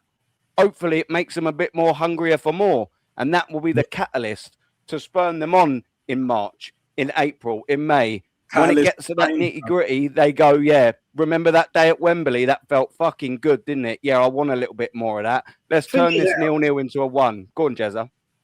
Sorry to interrupt you, my friend. No, you're good. You wait and see, right? All these supposed, right, top gooners, right? Most of them don't even know what the word gooner means, but that's another subject for another day. But you wait until then. They all said, we're not interested in the League Cup. It's not interested in that. You wait. You bloody wait. If Arsenal win that, they'll be, we won the League Cup. We won the League Cup. Yeah. Yeah. They are just an absolute bunch of arsewipes, a lot of them. Right? Yeah, all AFTV, EGAL, all them fucking nonsense, right? Yeah, and I call them out. You know what I'm like. I don't give a shit. Yeah. And at the end of the day, they want to give it the big large, then they're going to crucify themselves. They'll hang themselves from the cross because they're going to be so many people going, hello, you didn't rate the League Cup. You didn't rate it. And now you're celebrating it. Oh, you're going to be at the bus parade, outside the Emirates? Yeah, of course you will. Of course you will. Because they want to get all the max out of it. They'll get all the max out of it, all the max viewership, all that bullshit, man. Yeah, because it's based on this manager doing well and not the team doing well. I've been saying this. Me and Gianni have said this as well. I've said it on here, I believe. If we don't win this League Cup, we ain't winning jack shit this season. And we're not winning nothing under this manager. I've been saying it. One thing I wanted to add as well, after what Jess has said and everyone else has said brilliantly, is that not all is rosy in the camp. Even before what we saw Declan Rice, lip reads and all of that. Do you know what I'm saying? Like, for me, and even what he said to Airport Albert, in the tunnel at Chelsea, going into the second half of the first leg. Like, not all is rosy in the garden. If these fucking mutants, these born buffering merchants, bro, believe that if we win, or don't win rather, if we don't win anything this season, that a lot of these players are going to stay and at least not have their eye on other clubs and that, you must be out of your tiny mind. You must be out of your tiny mind. This is the season. He has to deliver, and he knows it. The problem with this manager is he's narcissistic. He is arrogant. He is a stubborn bastard. Do you know what I'm saying? Napoleon, what is it? Jim Jones, Captain Black looking ass motherfucker. I've always said this. This guy is a tyrant. And he's doing it his way and his way only. Well, if you want to do it your way and your way only, my way or the highway and that, I hear it. But then you have to get over the line. There's no point, the likes of Egal and them other motherfuckers saying, oh, but we're so close. We were closer than we were last season. We were closer than the 20. Get fucked. All of them can get fucked. Do you know what I'm saying? Do you know why? Because I've waited years. Jez, you've waited way more years than I have to win proper fucking silverware. League, Champions League, even an FA Cup, definitely a League Cup. I don't throw them 2 cups in particular in the bin because I understand it's a major trophy. I understand that when you win the League Cup, it was good enough for Jose, it was good enough for Pep, That League Cup built Chelsea's whole dynasty under Roman Abramovich. Let's not get it twisted. Let's keep it all the way. Ain't it funky? James Brown in this bitch, yeah? That built them their dynasty. Man City as well. Yes, they won the FA Cup in 2011. That was kind of their start. But they were winning League Cups after that, consistently. Yeah. Along with, the Premier Leagues and all that. And then they gone on to win the treble after being, kind of where we are right now, semi-finals, get into a final, lost, and then they got to the final against Inter in Turkey, and then they won it. We should be there right now, but we're not. One semi-final, yeah. Second 3 times in a row, odd. No FA Cup final since we won it. No League Cup final since, 2018? When we lost to City 3-0, I remember that. We were shocking. Horrendous. Yeah, and then like they got happy. shot after the league game where we lost 3-0 the Emirates when the weather was horrible and all of that shit. Yeah, this is the time is now. Maloko settings. The time is right here, right now. Fat Boy Slim and all of that as well. Like there is no other alternative. It's either win or piss off and get fucked. Do the Ollie Merchant thing, like Football Manager and that. Play on your little PC and that. Doing tactics. Like you were doing with Arsenal. It's like a chew toy, plating. Do you know what I'm saying? I've had enough of it, guys. I've had enough of it. I've seen a few of the comments. Oh, this is depressing. Oh, you guys are overreacting. Oh, this. Oh, that. Why don't you get fucked? Why don't you fuck off? If this ain't for you, you can go. You don't have to listen to us. You don't have to listen to me. We're just saying our opinions. We've got Man United coming up. If we do what we did, and I'll end it on this, because I know I've been going on for a little bit more. If we don't beat Man United, yeah, and if we stink it out like we did against Liverpool, trust me, like 0-0 at half time, and we play like how we've been playing, they will boo like they did against Villa. Because it's personal, bruv. Like with Villa with the whole Unai Emery shit, yeah? They booed because it's personal, bruv. How are you going to let Unai Emery do that to you in the first half? It will be worse against United. Michael Carrick and all of them ones there. Do you know what I'm saying? Trust me. It means more. It means a lot more. We'll go out there and do the goddamn business. Go out there and do it. Yeah. Because a lot of these fans are on the edge, bruv. They're on the edge because they've been backing him for so long. And they've been made to look stupid up until this point. And until they're proven right, they'll still continue to look stupid. So this is why we've been saying, get over the line, and then we'll give him his flowers. And if I was him, then he can leave. And he should leave. On a high, like what Wenger didn't do. Ultimately, that's the bottom line. Simple as that. I think the problem is, though, just quickly, if he was to win one of the big boys, i.e. the Champions League or the Premier League, he's never going to leave on that high. I think the only way he would leave and be successful in the same season would be if he just won the Carabao Cup and bottled the Champions League in whatever phase, bottled the Premier League from this point. I think maybe then I'll go, look, there's your Carabao Cup. I think even the league or the FA Cup, I don't think he willingly walks. Sorry to cut you off, Aaron. I don't think he walks if we just win the League Cup. He's not walking from 15.6 million. Of course he's not. He's not going to get even a third of that anywhere else. Probably not even a tenth of that anywhere else. He'll be worse off than Ollie, bruv. He'll be worse off than Ollie. At least Ollie got off of his Norwegian ass and got a job at Besiktas, yeah? Arteta ain't doing that. If he ain't getting the money or it ain't prestige enough, this will be his last club.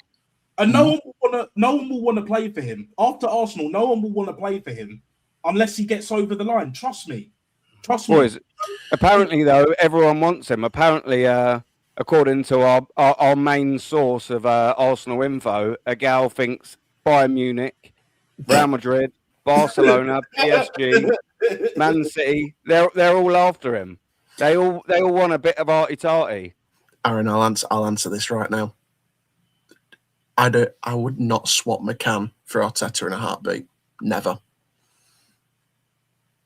There you go. Arsenal United is obviously a very personal one for me this year because of my dad, etc. Jesus or Gyökeres? I'll go Gyökeres. You'd still stay with Gyökeres, would you? Yeah, definitely.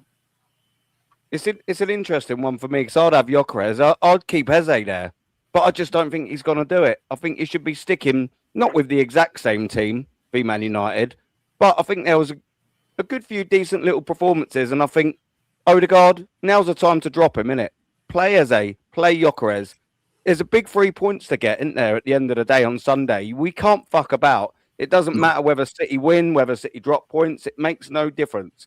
This is a massive, massive game, especially before Leeds away. 3 points is a must. 3 points or piss off. Thing is, City shouldn't be affecting Arsenal's results every week anyway. I don't think any Arsenal top gooners should be looking at City's results full stop, whether it's on the same day, the day before, or the day after. Like I said, Arsenal United's very, very personal to me because it's the first one since my dad passed. But and obviously, he's United through and through for over 40 years, so he would have loved it. He would have loved it if he beat Arsenal this year. But I'm kind of gutted Rashid's not here to hear this because I did have a bold statement. I actually don't think Arsenal's going to score against United. The reason why is because I just think Arsenal will sit very defensive. They're going to recycle, try and dominate the ball, but I don't think they're going to be as free-flowing as I think it's close to a 0-0 than it would be an Arsenal win. I just have this feeling it's going to be like a 0-0 draw or some kind of sneaky 1-0 United or something. I don't know. Something about me thinks that Arsenal's not going to be as free-flowing as we want them to be. And like I said to you, Aaron, earlier in the stream, I want to see this more free-flowing football from Arsenal from a neutral perspective. I want to see Eze playing behind Gyökeres. I want to see the Rice and Zubimendi partnership, not in a 4-3-3, but in a 4-2-3-1. I want to see Arsenal play more free-flowing football. Then I'll take the manager more seriously. But I can't take Arsenal seriously at the minute. I do have them to win the league based on the summer, but unfortunately, I still don't rule out Manchester City, like I said earlier. With Arsenal United, I think United will just sneak the win here, or it will be a 0-0 draw, because I don't see Arsenal being as free-flowing as they need to be. Like I said, obviously, it'd be great if United won, because my dad would have loved it if he was still here now. But, if we do win, it's for him. And it'll be interesting to see where it goes for the rest of the season, because that could spur United on to grab a top 4 finish potentially by the end of the season. So it'll be interesting. But I tell you what, if they lose the league to City again, it's sackable anyway.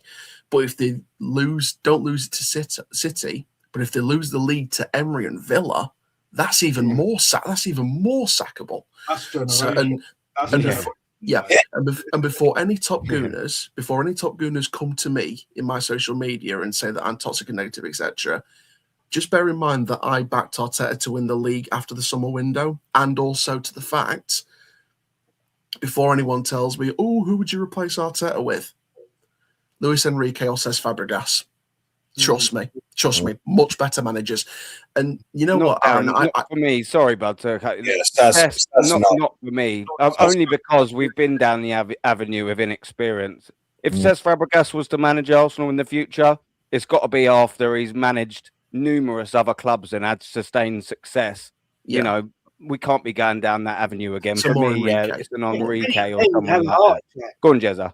Kenny Ken would have a heart attack if Cesc Fabregas became the Yeah, he would. Yeah. He would. That season ticket. After Arteta, I don't want the next player managing this club again. Arteta's fucked it Nah. for the rest. No, I get it. Yeah. He's absolutely fucked it, because with all that backing, with all that PR and everything else that goes with it, the mutants that see him as his Lord and Savior, trust me, it's done. It's done. This is why he has to win this season, because after this season, there's no more excuses. All they're going to be doing afterwards is either waffling or they'll be radio silent.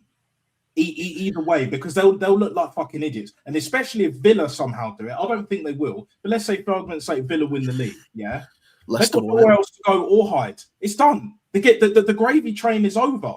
And I'll be glad. I'll be glad for that, because we're sick and tired of hearing their bullshit. He can't sustain that if he goes. If Villa win the league this year, I mean, where do you go from there? I mean, that's just the humiliation. The thing is, as well, it don't get worse than that. The thing is, as well, Anyway, right? mate, I've got to bounce. I thought I'd jump Jezza? in quickly. Appreciate the time, Jezza. Big up, Thank you Jez, very and much, bud. Always a pleasure to have you on the screen, my friend. No, I'm babysitting tonight for the new granddaughter, and Congratulations. hate big all up. that. Oh, lovely.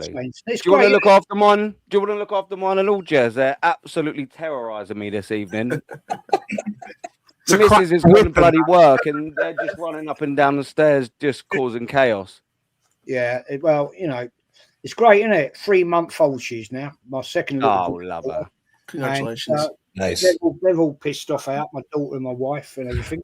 And I'm left holding the baby. Yeah, it's great, isn't it? And I can hear she's waking up, so I'm gonna have to go and give her a bottle. So, gentlemen, Have a good weekend. Big up, Jezza. My icon of legend. Big up, Jezza. Gianni, my friend, what we saying with Jesus and Gyökeres and like, formation against Manchester United? Would you change it? Can you see Mikel Arteta changing up a little bit? What do you reckon about the left back? But yeah, more importantly, Jesus or Gyökeres, has Jesus earned himself a little start, or is it? I've got to get off. I've got to get off. Sorry, bud. Again, condolences, of course, brother. Let's not with you, man. And cheers for coming on as well. It must be a massively tricky time for you. So big up to you, my friend. Like I said, you and the family. Yeah, thank you.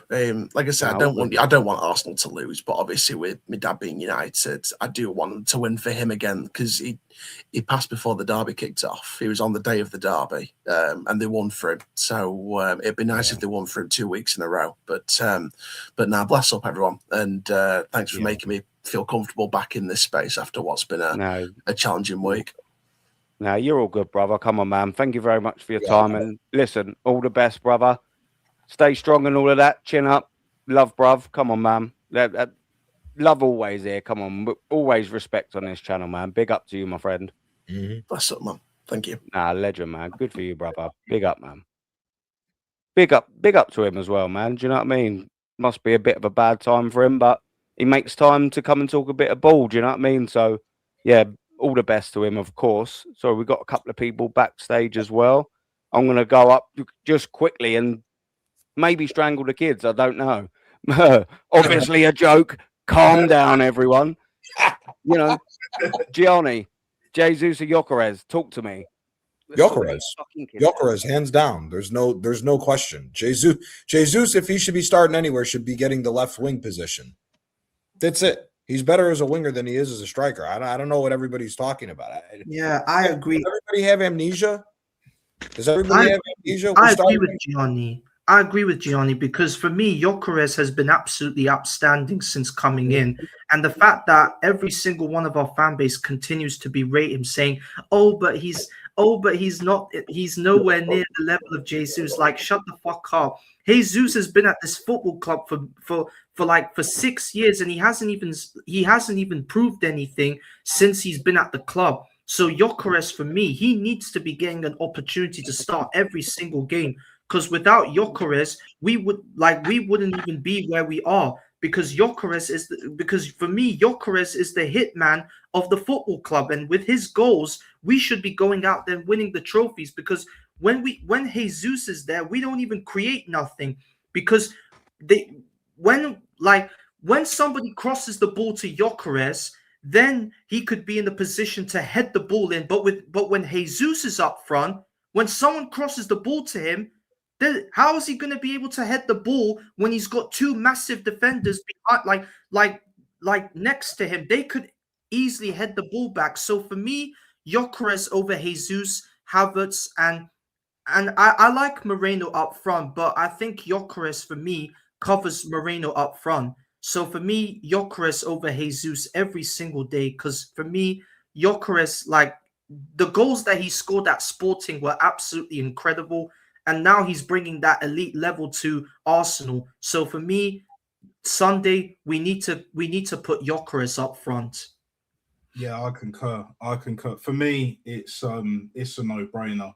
Now, me and you were talking, Johnny, back once again, like, you know, how when we played into it wasn't a full-strength team. I could see like Chananolu was clearly not in the squad, and that there were others as well that were injured, etc. And even despite all of that, Gyökeres, he played all right, but he also scored a great goal as well. You know, you can only play to what's in front of you. For me, this shouldn't even be a debate. This shouldn't even be like, you know, this shouldn't even really be a thing. Like, Jesus is on 265k a week, and you're still championing this guy up front when he clearly fucking stated, I know I'm paraphrasing here, but it's just like, I'm not here to score that many goals, or I don't score that many goals. I have a hard time scoring like 20, 25 odd goals, innit? Well, then you're not a fucking striker, are you? Do you know what I'm saying? Like, don't give me all this fucking bullshit, right? It's very simple, yeah? Gyökeres is on 200k. He's meant to be our main man. Yes, it's a club signing.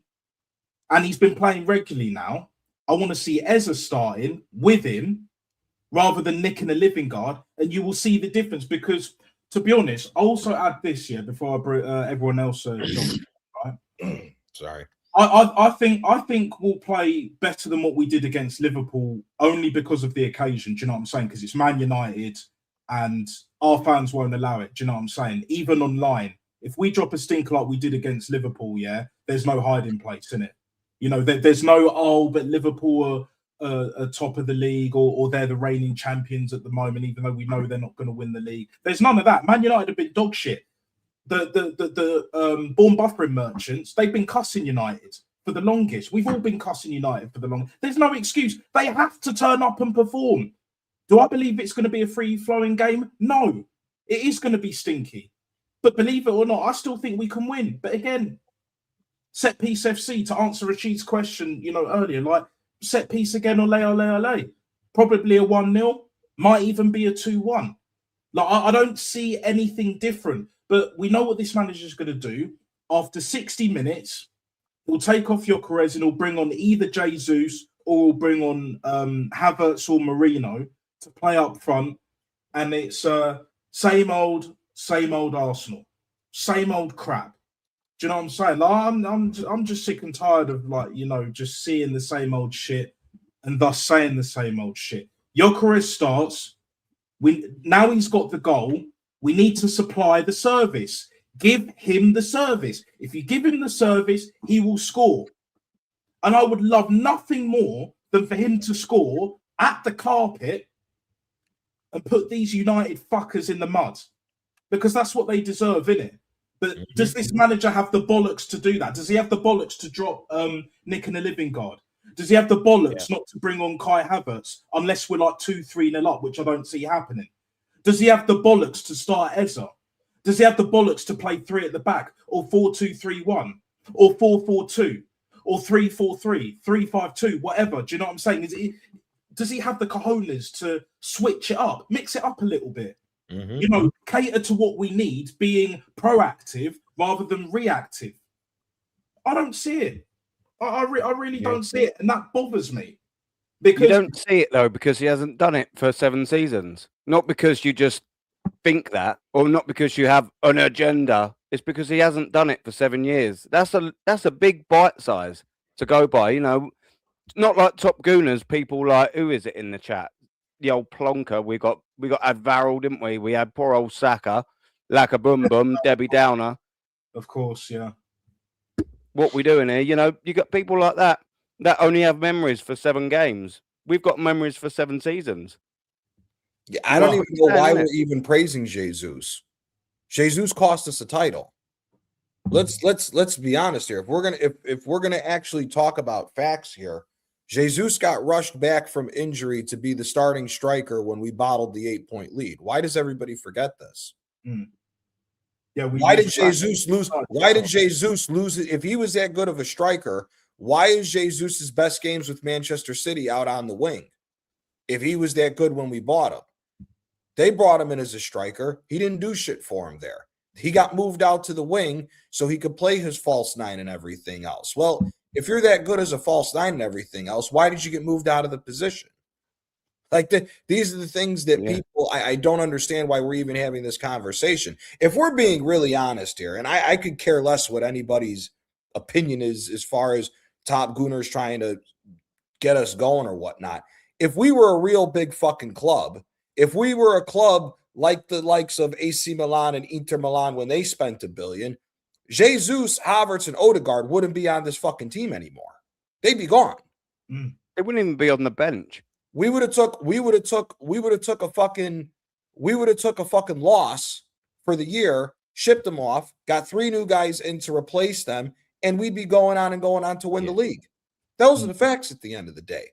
And these are the same fans, though, that want Kai Havertz to come back, and he's going to be the Lord and Saviour. The same Kai Havertz that can't get more than 13 league goals throughout his entire England career being in this country. The same Havertz that missed his sitters against Manchester United in the 3rd round of the FA Cup that we ultimately left and got knocked out on. The same Havertz missing chance after chance against Newcastle in the semi-final of the Carabao Cup.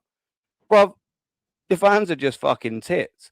On top of that, let's even take it further. Havertz is getting paid based off of what he did at Leverkusen. How many fucking years ago was that? He hasn't done shit since. The only reason we spent $60 million on Havertz is because he got the game-winning Champions League goal for Chelsea over Manchester City. Let's be honest about that. It's the only reason why he got paid. It's the only reason why he got paid and we bought him. The dude, first of all, was a number 10. The guy's not even fucking healthy. So why is he even in the conversation? Again, it's the same thing with Jesus. You know, everybody, when we talk about the left back problem, everybody says, oh, Tierney's injury prone. Tierney's injury prone. Like Jesus and Havertz aren't? These dudes are getting paid. These dudes are getting paid over 200,000 pounds a week and have missed so many fucking games. What the fuck are we talking about here? Up until it got confirmed that Saka was getting this new contract, Havertz hasn't played, 30 minutes? He hasn't played 30 minutes the whole fucking year, and he's the highest paid player at the club. The fuck are we talking about here? What are we talking about here? So at the end of the day, Gyökeres should be starting. In my honest opinion, I don't know how you guys feel. If anybody else gets asked who should be in the striker position, I'm sorry. The only person who could maybe start over Gyökeres is Trossard. That's it. You take the other guy who's the other best finisher on this team besides Gyökeres and put him as the striker. Hell, I'd rather even take a chance at Saka as a fucking false 9 than going with fucking Jesus. We've been here before. Why are we trying to recreate history here? Revisionist history is not the truth. Sorry. There's no fucking question about this. If Gabby Jesus would have had a year where it would have been, oh, Gabby Jesus had 15 goals, 7 assists, and we just missed out because there was injuries to the rest of the team, we could have this conversation. The reality is he's been nowhere near that. Mate, the very fact that Gabriel, the centre-back, again, not Gabriel Palista, Gabriel Magalhaes, the fact that he's got more goals for Arsenal than fucking Jesus. Exactly. That's that in a nutshell, isn't it? In a nutshell. These fans wanted him back. The geezer barely... did he go without scoring for like a year or something ridiculous like that? And most of the time he was fit. Come on, man. Yep. I don't mind. I can see what an older Gabriel Jesus could bring to the Arsenal team, but in terms of being that firepower to bring us a title, nah, no way. He's never showed it. Never, not once. That's the biggest key. He was on Manchester City during their years when they were winning. He was never entrusted to be the man to get them over the line. So if Manchester City never did it, why the fuck are we trying to do it? Copy and Pep. Exactly. It's This is a great point here by Black Crow. Big up to Black Crow as well, by the way.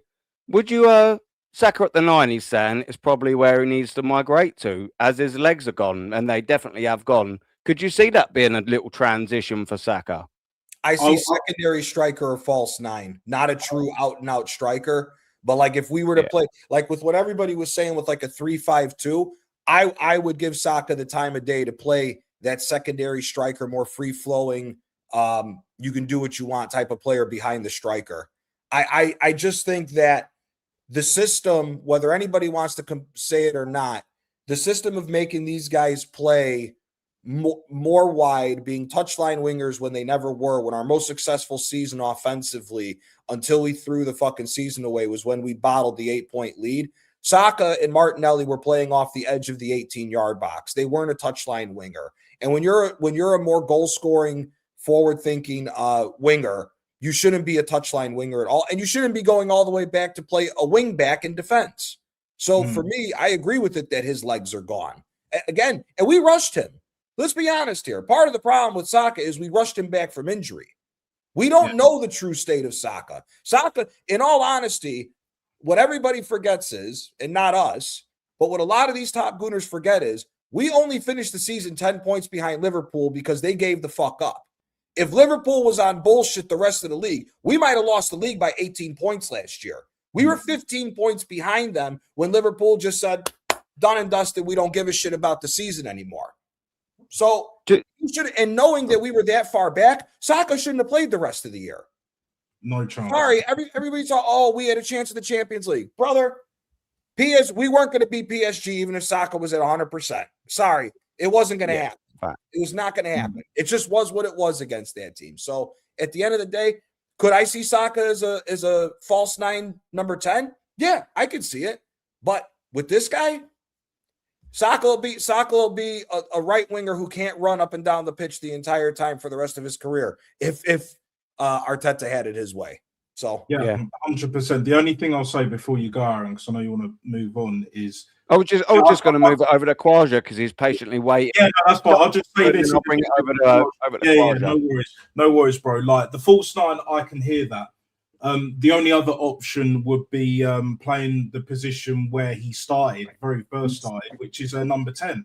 Because I don't know about you guys, I'd much rather him at number 10 than fucking Nick in the living guard. Do you know what I'm saying? All day, every day. If he wants to keep the same formation, put Saka in the 10, and you can have Madueke on the right.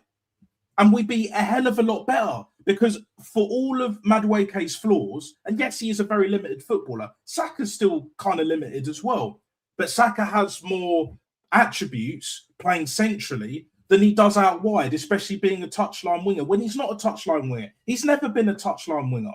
Whereas Madueke's got the pace, he's direct. Yes, his end product's garbage, but if you have a number 10 that will actually supply the service more often than not, you create a lot more chances, either in transition or when we're controlling the ball.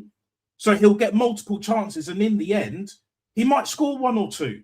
You know, he'll score the odd banger like he did against Club Brugge. You know what I'm saying? So for me, like, there are options, but is this manager going to do it? No. Yeah, that's the thing. Marie said as well in the chat something that we've said for years about Martinelli playing him up top and giving him a go. Even when there's numerous injuries up top, he still won't do it. He still won't just try something new. Even in games that are dead rubber, like I always come to, I think it was PSV, was it? Or maybe in the group stages of the Champions League. We were already through. We drew 1-1, I think it was. He still wouldn't change things up. Then we obviously, a season later, we had PSV, in the, was it the quarters? Or was it 16? And we were 9-3 up in the second leg at half time, and he still wouldn't change things, you know? If he can't do it then, when are you going to bloody do it? Do you know what I mean? It's a tricky one, isn't it? I mean, when are you going to do it? But COYG, come on, man. Big up to you for jumping on. How are you doing, my friend, firstly? And two, what do you reckon about the Manchester United game? It's a bloody must-win, innit, my friend? Yeah, big up Aaron, big up the panel, big up Gianni, big up Natster. I think everyone's hit the nail on what they've said tonight. It's a big game for us. I mean, we better win that game because we've dropped, I think, 4 points from our last 2 games, which is not acceptable because we should be winning against Liverpool. But, you know, Lego had decided to play this parking the bus thing. And do you know what it's called? It's called Haram Ball. He was playing Haram Ball for the last 2 games, deciding to park the bus against Nottingham Forest. Who parks the bus against Nottingham Forest?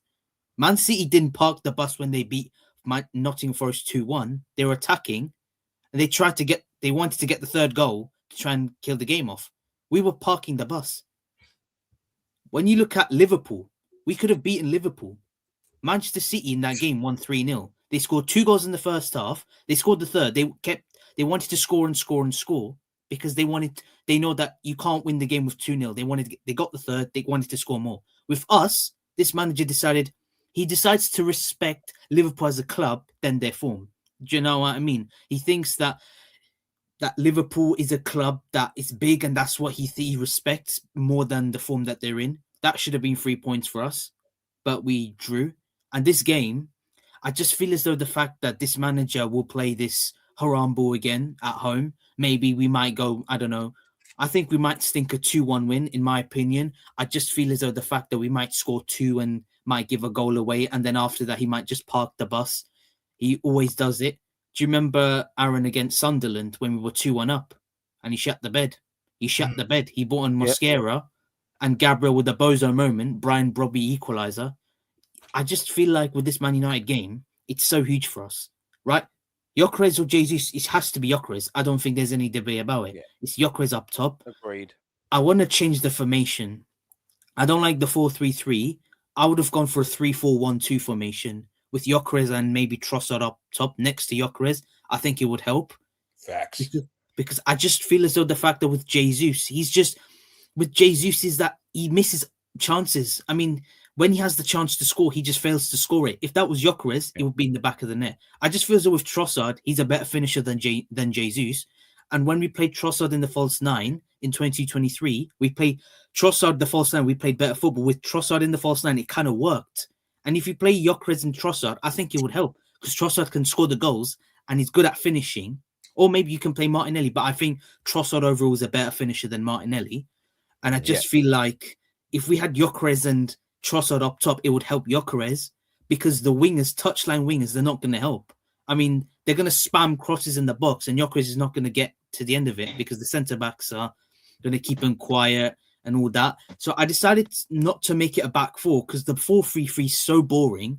It's just pragmatic. We play this slowing the game down. Every time we have the ball, we just pass it around the back, slowing it down, slow it down, slow it down. Man United, it's going to be the same when Saliba has the ball. Odeklap's going to get the ball from our goalkeeper. He's going to slow it down.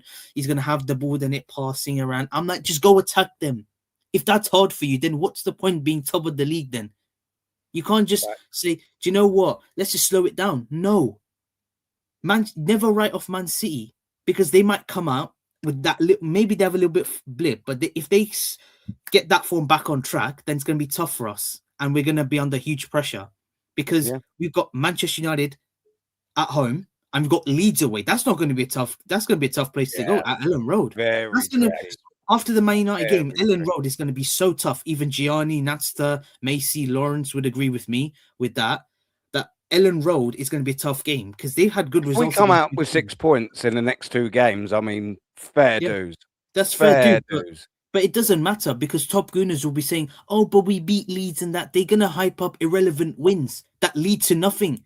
You overhype we beat Aston Villa 4-1. Come on, bro. When Amadou Onana was off the pitch, we won the midfield battle. Amadou Onana and Tielemans absolutely bullied Zubimendi and Mourinho in the first half. If Amadou Onana stayed fit, we don't win that game. We could have lost that game. We were lucky to win that game. If we face up against a proper midfield battle, we don't win that. That's the problem. You have to. That midfield battle is so key for us on Sunday.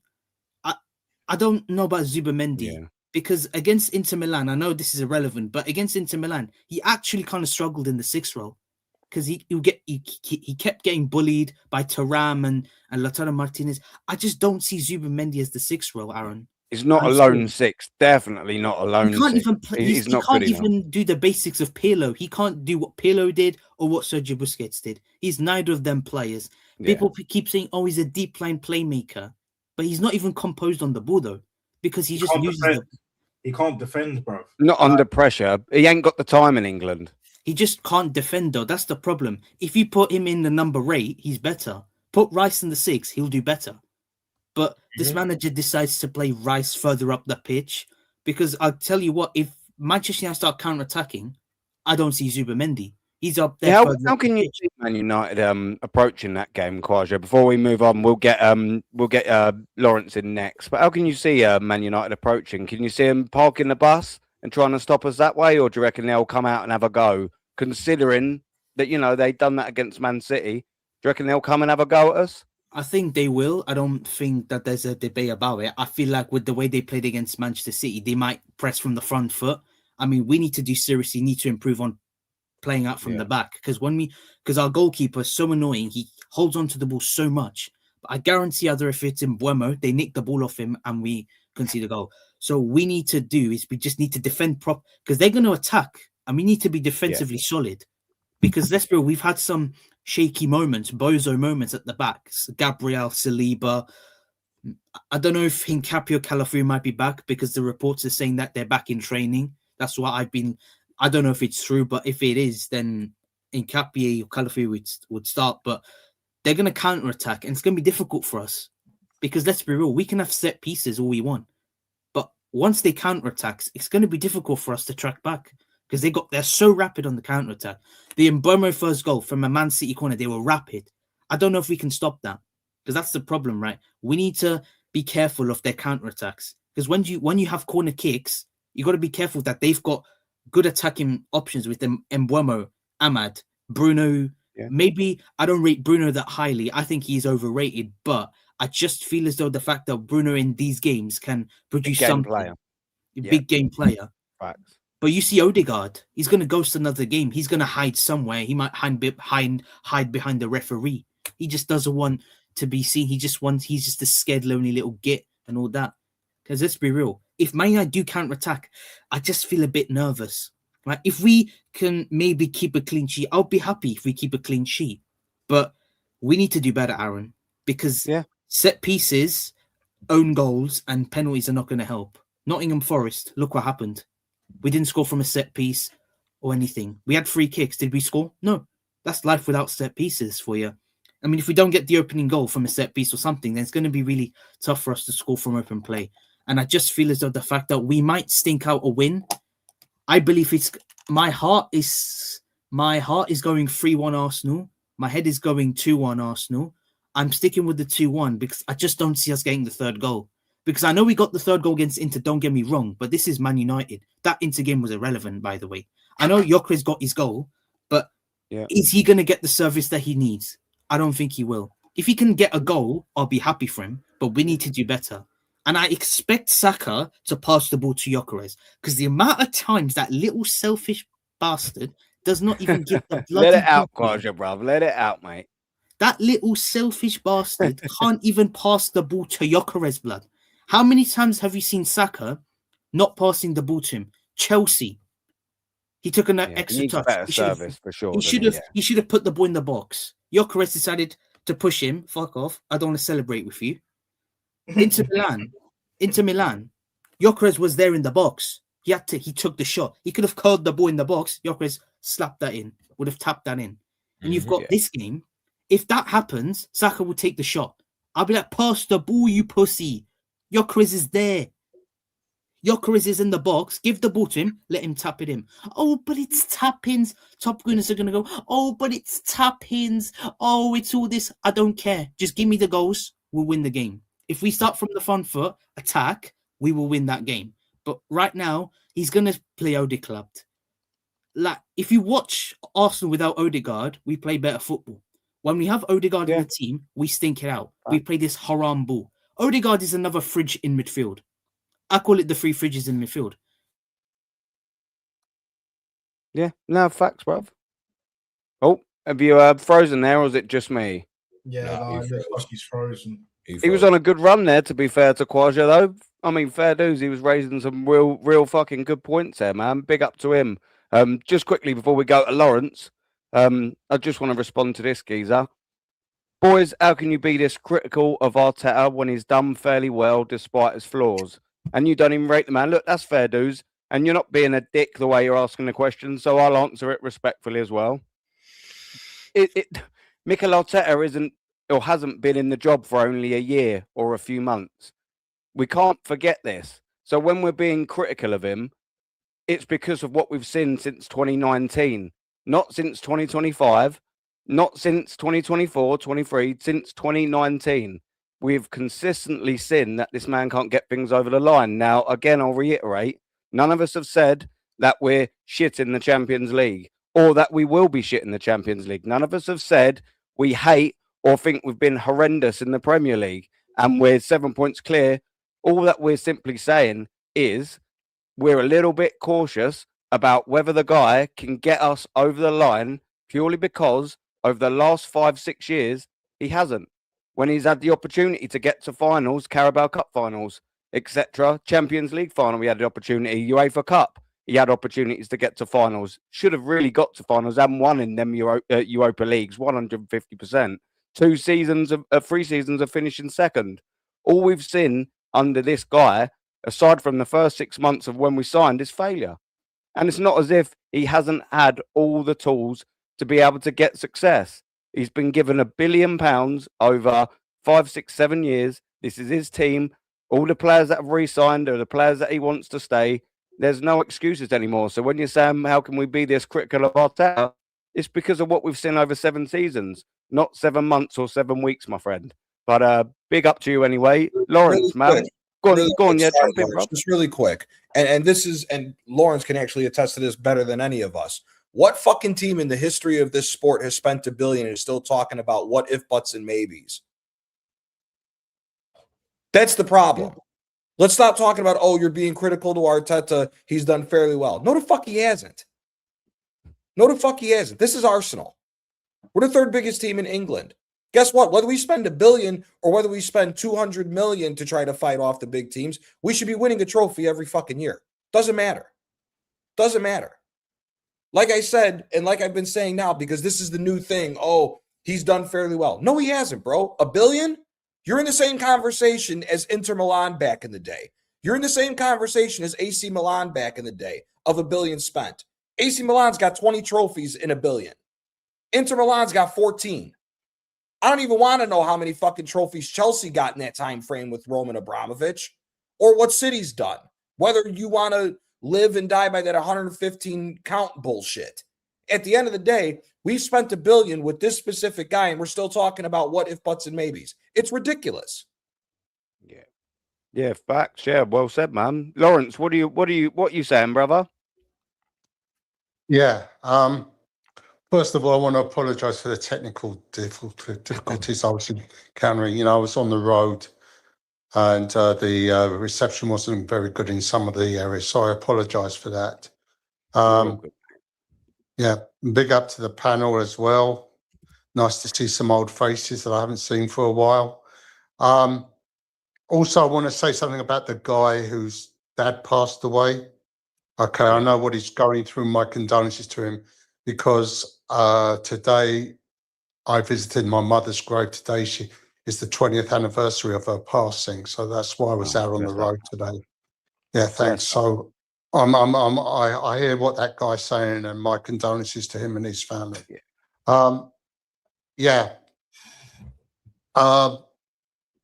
Man United. I'm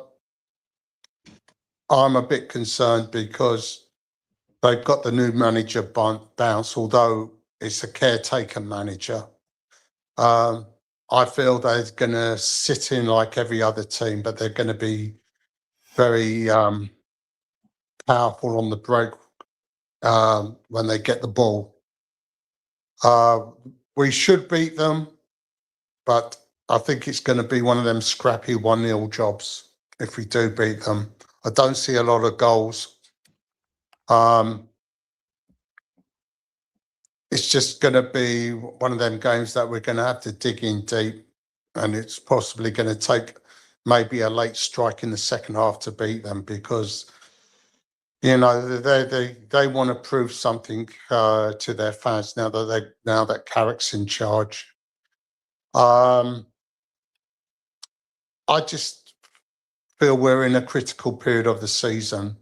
We've got Leeds coming up next week. We've got the Carabao Cup second leg to focus on as well. I'm not too bothered about the K-Rat game, because that's just a dead rubber for us because we're already through. But we've got some very difficult games coming up. We've got Sunderland as well. That's not going to be no walk in the park. And then we're playing Brentford on the Thursday. Why we're playing Brentford on the Thursday, I've got no idea. But this is going to be a critical part. This is going to determine where we're going for this season. Now, Fax, you were saying about the you fixtures know, we've got coming up, so I just thought I'd bung these up here. yeah. Yeah, there's some tricky ones in there Well, for sure. it's not going to be any walk in the park. And to that guy who said, "Oh, why are we critical of Arteta?" I think we've got every right to be critical of him. You know, he walked into this job with no experience of being a manager whatsoever. Okay, some of his decisions leave a lot to be desired. You know, he didn't bring in a striker when he got rid of Aubameyang immediately. We had to wait 6 years before he brought in an out-and-out striker, and he's not playing to his strengths whatsoever. You know, we've got every right to slag this manager off. Nobody remembers a team that continually finishes second in the league title in the league season. You know, I mean, I know I keep saying this, but it's true. It's these people that support Arteta think that he's bigger than the club. That's not true. Nobody's bigger than Arsenal Football Club. This institution is 140 years old this year. It wasn't founded in 1996 by Arsene Wenger, and it certainly wasn't founded by Mikel Arteta in 2019. Yet we've got people in our fan base like Igal and Marty and Christian and Ty and what's the name? Positive Dan, Deluded Dan, you know, they seem to think that this guy is bigger than the club. They think that the club is called Arteta FC. And as I said, I look at the front of my Arsenal shirt and all I see on there is a cannon. I don't see a picture of a Spanish clown.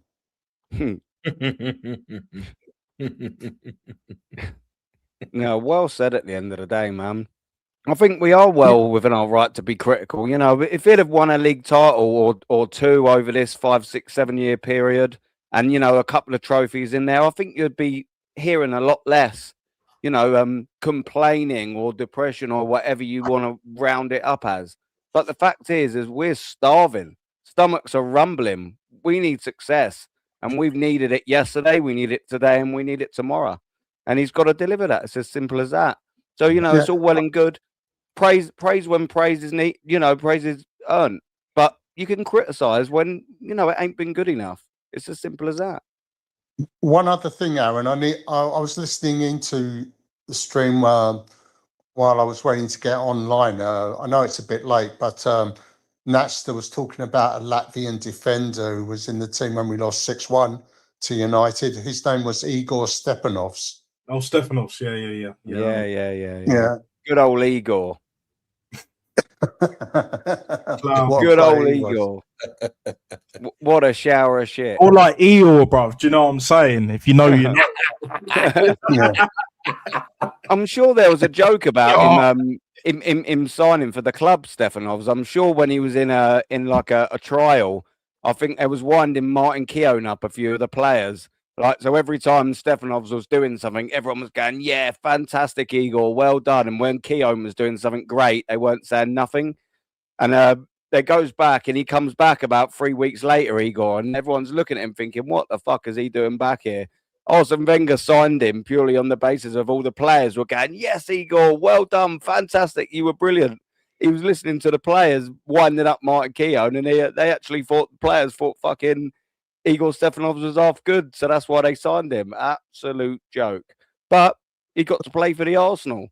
Maybe not very well, but good old Igor, eh? Oh, yeah, what's it? Oh, Oleg Luzhny, I think you had right next to him. Fuck him. Nelson Vivas in years gone by. In a moto, bro. Like, we've had some shit. Too young and that. Like, how many? Cabadiawara, that's the one I keep thinking of. Cabadiawara. Jesus Christ. What a shower of shit that geezer was. Fuck me. Yeah, we are talking about Sanogo, Yaya Sanogo. Do you remember Amaury Bishop? The Mikel Arteta in that final. Do you know what I'm saying? Yeah. We had a bit of, what was it? Amori Bischoff was one of the horrendous players that we'd signed, and he was injured. Do you know what? Always people regularly say to me, Kim Kallstrom. Now, we signed him with a broken back, granted. But to be fair, he did score a little cheeky banger in the penalty shootout and in the semi-final against Wigan. So, he contributed, old fucking broke back Kimmy. More Bless than his little Arteta. heart. Another one, more than Arteta. And Kim Kallstrom was a good player, but the problem is, we buy someone years who's a ago, good player, we always buy them 5, 6, 7, 8 years too late. We bought Lacazette like a season or two later than we should have done. You could argue Aubameyang as well. Many other players that we've bought over the years, we bought them way too late. If they were good, way too late. Wenger was like, he was the one that always used to do that. The problem is now, Wenger's bought scrubs. Every manager has bought scrubs. Fergie bought scrubs with like Bebe and all of them ones there. Jemba and all of that. Yeah, all of that. But the problem is this manager, he's bought some of the worst players I've ever fucking seen outside of Garnachas and that. Like, that was at Man United and Chelsea. Like, you look at Calafiore, bro. Like, Gianni, you know better than everyone, bro. Like, Calafiore, 40 million. Dog shit. 40 million to play defense. I'd rather bring Mustafi back now. I'd rather bring Mustafi back than that. Like, bro, it never ends at this football club. That's why when we get rid of this manager, I'm raving, bro. I'm celebrating. I don't care. Yeah, Silvestre, Lord Bentner and all of that. Shamak. I'm celebrating, bro. Unless we win something, I'll be celebrating when he's got. So for me, this season's a win-win. Because if he wins nothing, he's going to get fucked off. I know this, like, because it's been way too long now, and the mutants have had enough. But we win something, we win the Premier League and or the Champions League at the very least, then I'll be like, you know what, finally, about time. But then you know what you're going to get, Aaron and the rest of the people in the chat, on the panel? Oh, we told you. No, you didn't tell us jack shit, mate. He was a rookie. And now he's just a piss poor manager who's been here way too long, nicking a living along with the club captain that he nominated, the worst club captain I've ever seen in my life. Outside of Arteta. Yeah, exactly. He made that's why he made the appointment, because he didn't want to be remembered as the worst Arsenal captain. He's already the worst manager. Lawrence can attest to that better than all of us, like Terry Neal and even what's his name, Bruce Rioch and that. I don't want to hear nothing about, Arteta was better than both of them, man. Get fucked. Get royally fucked, mate. Do you know what I'm saying? Like, I'm tired of hearing all of this shit. All of these players, all the scrubs that we signed, all the good players that we signed way too late, that are way past it. Now we've got a squad. This manager's got to manage it. We've got Man United on Sunday. Yeah, Super Sunday and all of that. And it better not be a super ass stinker. But it most likely is going to be a super ass stinker. Like, and we can't afford that. This is the problem. They have to turn up. And one thing I want to say as well, these players, obviously the Declan Rice is already there, but even Gabriel Magalhaes, Urian Timber, etc., right? I want these players to play however they want to play in it. And they want to play attacking football. Fuck what the manager says. Fuck what he thinks. AirPod Albert can be included in that. The set piece coach. I know Rashid loves him and all that, but not for me. Like, but at the same time, I'll digress on that. Like, these players just need to stop listening to the manager and play their ball. What is he going to do? What, substitute the whole team? No, he's not. He's not going to substitute Declan Rice unless he's like, blowing a bit or whatever. He's not going to sub Urian Timber unless it's the same thing. Gabriel Magalhaes, Saliba and all of that. Just play your fucking game. Play the game that you want. I don't care if this manager is jumping up and down and he's about to have a heart attack. This is fucking Man United. Play your game and we will slap this lot. I don't care how well they played against United. We play our game, we'll beat anyone. We'll beat anyone in Europe if we play our game. But if we keep playing this U-shaped bollocks, it's going to be the same shit and we won't win nada. We won't even win the League Cup, and that's my problem. That's my biggest issue. Arteta keeps saying, keep the ball safe, guys. Keep it safe, guys. Keep the ball safe, guys. I imagine. I imagine. Keep the ball safe, guys. Don't. We're gonna just defend, guys. Defend, guys. Come on, let's get the draw, guys. Come on. Who's going to take this question after I say hello to my geezer Dow? Big up to the Oregon. Big up, Oregon. Big up to my absolute geezer, man. Hope you're well. Nice one, brother. Nice one, brother. Nice one, brother. I said, nice, bruv. Nice one, brother. I said, nice, bruv. Big up to Dow. That's man. a great Big film. up to I Dow. have to say, that's a great fucking film. Love that. Love that. It's a banger of a film, to be fair, 100%. man. It was of its time, wasn't it? Mm. Banger. You wouldn't be able to do it now because obviously the scene's different, and you get too many people crying that it's offensive. Yeah, they can get fucked as well. Among the many lists, they're misbehaving. Oh, they're doing Class A narcotics that are shambolic. Oh, fuck off. Yeah. Fuck off. Who wants to take this question that we've got in from Jack Rabbit? Question for the panel. Who wants to take this? If Arteta wins a double or treble, I'm presuming you mean a proper treble and a proper double, you know, does he become one of the best managers in the world? I'll answer this very quickly, yeah? I'll answer this very quickly. No, because Luis Enrique done that with a PSG team, yeah? Without Neymar, without Mbappe, and without Leo Messi. Done. No one can refute that, rebuke that, whatever. It's done, yeah? Simple as that. Fair play if Arteta does it. If we get over the line, win a double or treble, cool. But he's not going to be the best manager in the world. Not for me. Because does it put him in a higher bracket, though? £1 billion spent. He would never have got there without £1 billion spent. We know this. That part. We know this. And even then, look, Luis Enrique. That's all you have to say to these people, yeah? If he wins the treble, does he become the best manager in the world? Hell no. Luis Enrique. With less money spent. Hansi Flick, he's already done it. There's two. There's not even one, there's two. He goes up a bracket for me, definitely not as the best managers in the world, but he does go up a notch if he wins a Premier League, a Champions League, and an FA Cup. I mean, you've got to say, fair dues to the geezer. However, you can only really, for me, it will take sustained success for me to start saying he's the best or one of the best in the world. If he wins a treble this year, wins the Premier League again next year, wins an FA Cup and a Carabao Cup the year after, maybe wins the Premier League again, all of a sudden you're looking at an extremely successful manager in that 3-4 year period.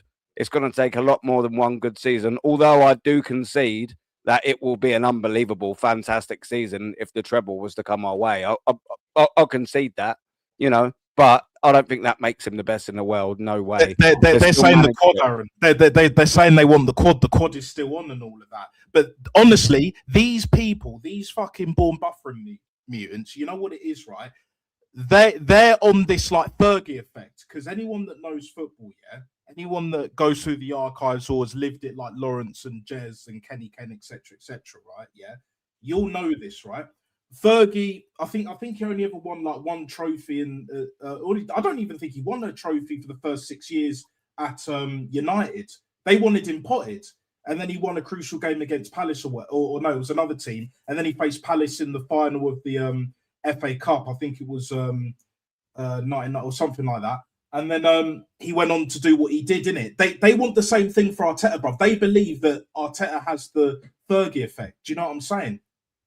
How long ago was that? That's 30 plus years ago. Football's changed. A lot of things have changed. Arteta's never going to be that. That's never going to happen. They're expecting him to do Pep things, Fergie things, now Luis Enrique things. Like, it's not happening.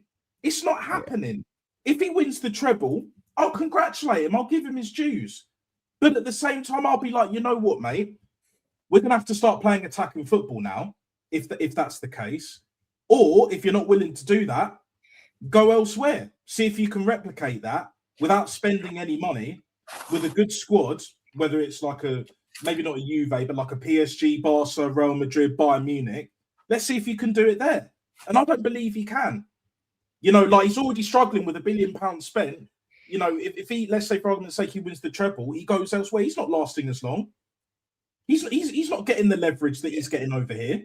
Facts. That's why Wenger ain't in management. because he's not getting the leverage. Carlo Ancelotti, before Brazil, you know, he was always welcome at Real Madrid. He could have gone anywhere else if he wanted to. He was at Everton, for fuck's sake.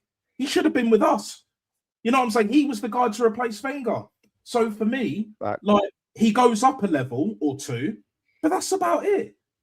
That's about it. He's not better than Luis Enrique. He's not better than Hansi Flick, even if he achieves that.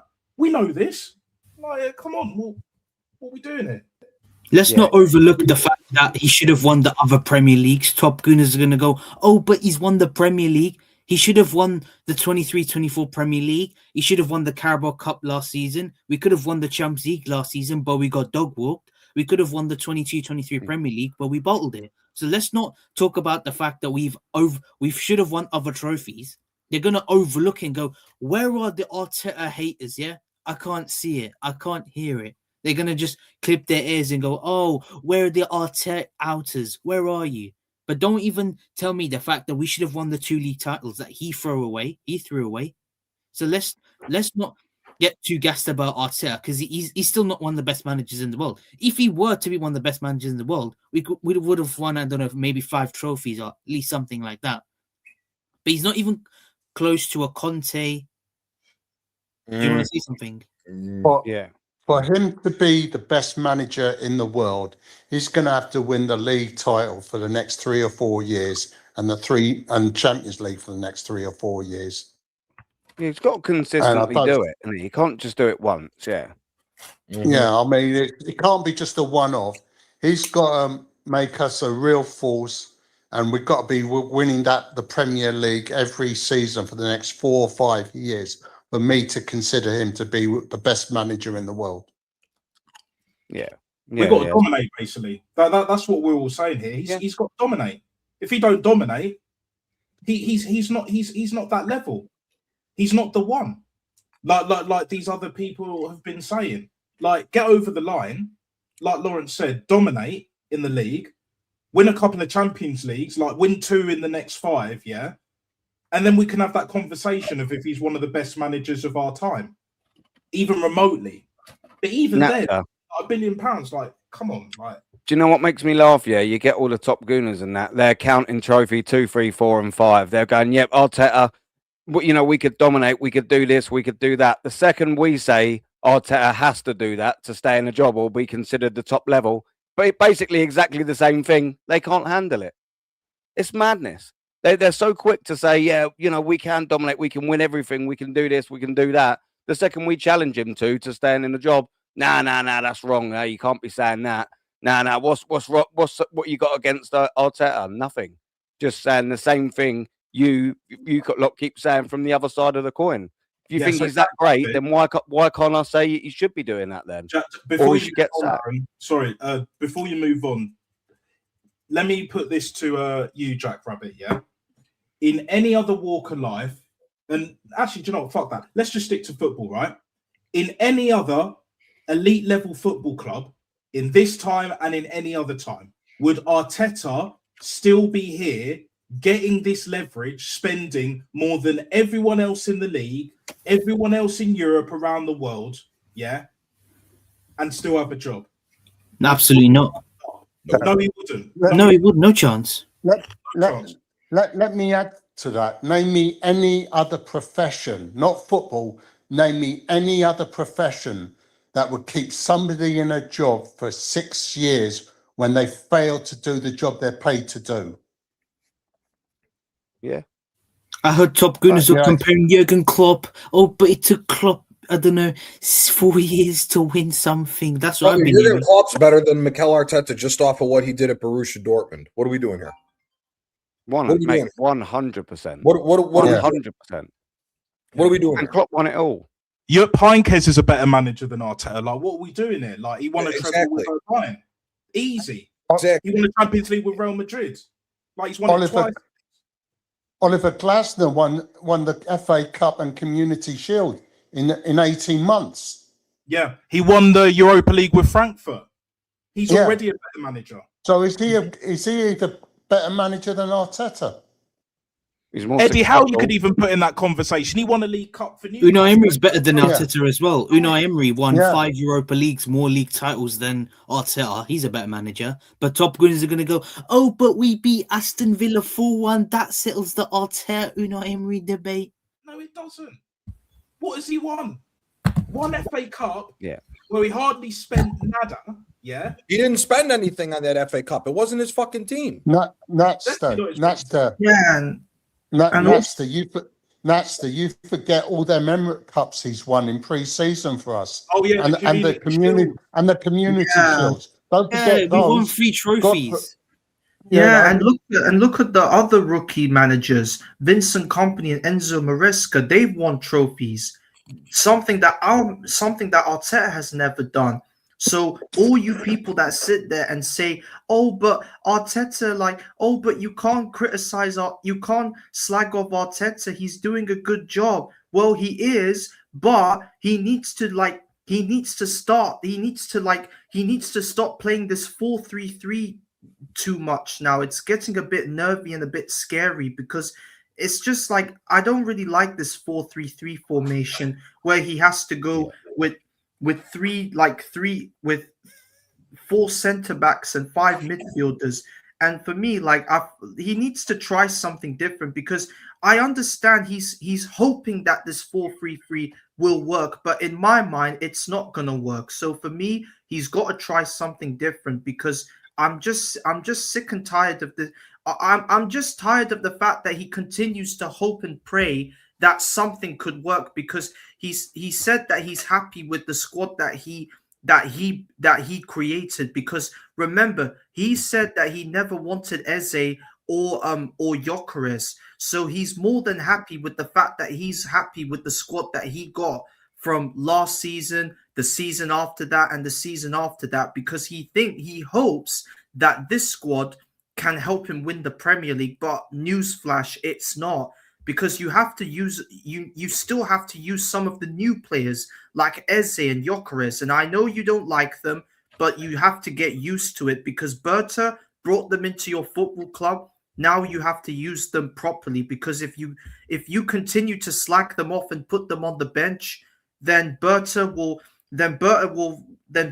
find out what you've been doing, and he could at least push the button to send you out of the club. To be honest, mate, he already knows what's going. Because Berta knows, what's going on. Like, he was brought in by Josh Kroenke, by the way. Like, Gianni, we've had this conversation. Yeah. If Josh Kroenke just strictly wanted top 4 again, maybe nick a FA Cup or a League Cup here and there, right? He wouldn't have brought Andrea Berta in, and thus Andrea Berta wouldn't have brought Michele in. He wants a league title, regardless of what anyone else says or thinks. Yeah. If he wanted to keep things the same, we would have still had Edu, and we probably would have still had Vinay and Tim Lewis running the show. Do you know what I'm saying? They still would be here, but they're not here. Why? Because the levels have gone up. And when the levels have gone up, that's why we're still critical, but we're going to be even more critical. And why you should be, and not you guys, but like the top gooners need to be a lot more critical. Because this manager is on the path now where if he don't deliver, he's sacked. He's gone beyond the crossroads, people. He's gone way beyond the crossroads. If he don't get over the line, he's out of there. Like what you were saying earlier, Macy, just like, Andrea Berta brought in Gyökeres, he brought in Eze, he brought in Madueke. You see, I thought initially that Madueke was an Arteta signing, but it's very evident that it's not. So imagine if Arteta got his own way this season. Do you think we'd be top? Because I don't think we'd be top. If he got Sesko instead of Gyökeres, we would not be top. We would not be top. You know what I'm saying? I know we scored a couple of goals against Burnley, but let's be real. Gyökeres, as off form and off key as he's been due to the system and other variables as well, like he scored against Burnley. Granted, 1, but like Sesko scored 2 goals against Burnley. And it was Darren Fletcher in charge. It wasn't Ruben Amorim. If it was Ruben Amorim, I doubt he'd score. And if he did score, it'd probably just be the 1. So for me, this whole argument is like, well, Arteta, he's not quite been back this season. Well, what about all the other seasons? He's been back to all the other seasons and he's failed to fucking deliver. And just because of this season that he doesn't get Sesko, You know, he doesn't get this play, doesn't get that player. I don't think Andrea Berta wanted Zubimendi, but Arteta did. Arteta does, clearly.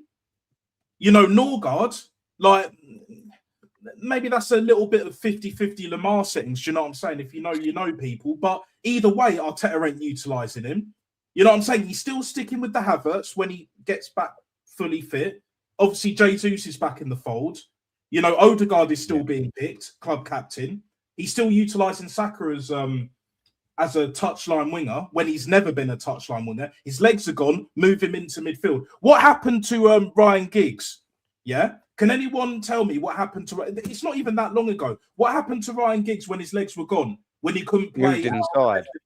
Yeah, moved him inside. Moved him in centre mid. David Beckham, the same fucking thing with Becks. When he was at PSG, where did he play? Centre mid. He didn't play right mid. He didn't play right wing. He played midfield. And he bossed it, bruv. Yeah, PSG didn't win the Champions League then, but they won the league, I believe. And that's what separates a manager from a coach. That's what separates 100%. A manager from a coach. Let's all be honest here, because I know, Aaron, you want to wrap, and I'll make this real quick. Maurizio Sarri is a coach. He only knows plan A, doesn't know plan B to a certain degree. Same thing with Arteta. If you're just giving somebody money to go out and spend, that's one thing. If you're telling a manager that there is a limit to the spend and you have to do with what's there and you have to make players better on your own, that's a manager. And we have not seen that. Yeah. I'm sorry. Carlo Ancelotti took Andrea Pirlo, who was a number 10 at Inter, and turned him into the regista. And Pirlo's one of the greatest defensive midfielders of all time because Ancelotti saw an eye that he would be able to do that.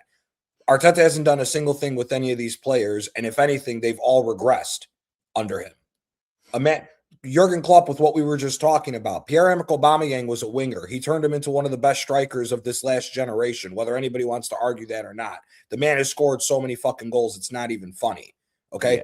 This guy took Aubameyang, put him back out on a left wing in a five-man defensive situation, and has been shit. So what are we doing here? The man has been given £1 billion, and we're still talking about what if, buts, and maybes. If he walks away with a double this year, congratulations. Guess who you're still in the same situation with in that scenario?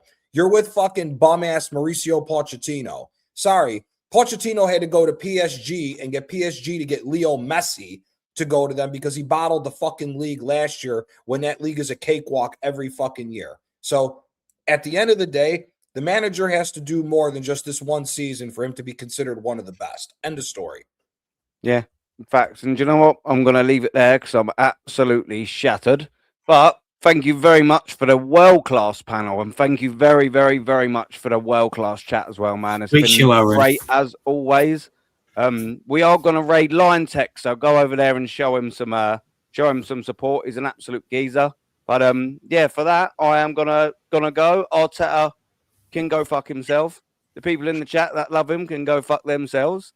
The mutant alert. Else in the chat, you welcome. The mutant alert, so Aaron. Up. Have a great evening. The mutant alert, Aaron. Don't forget the mutant alert.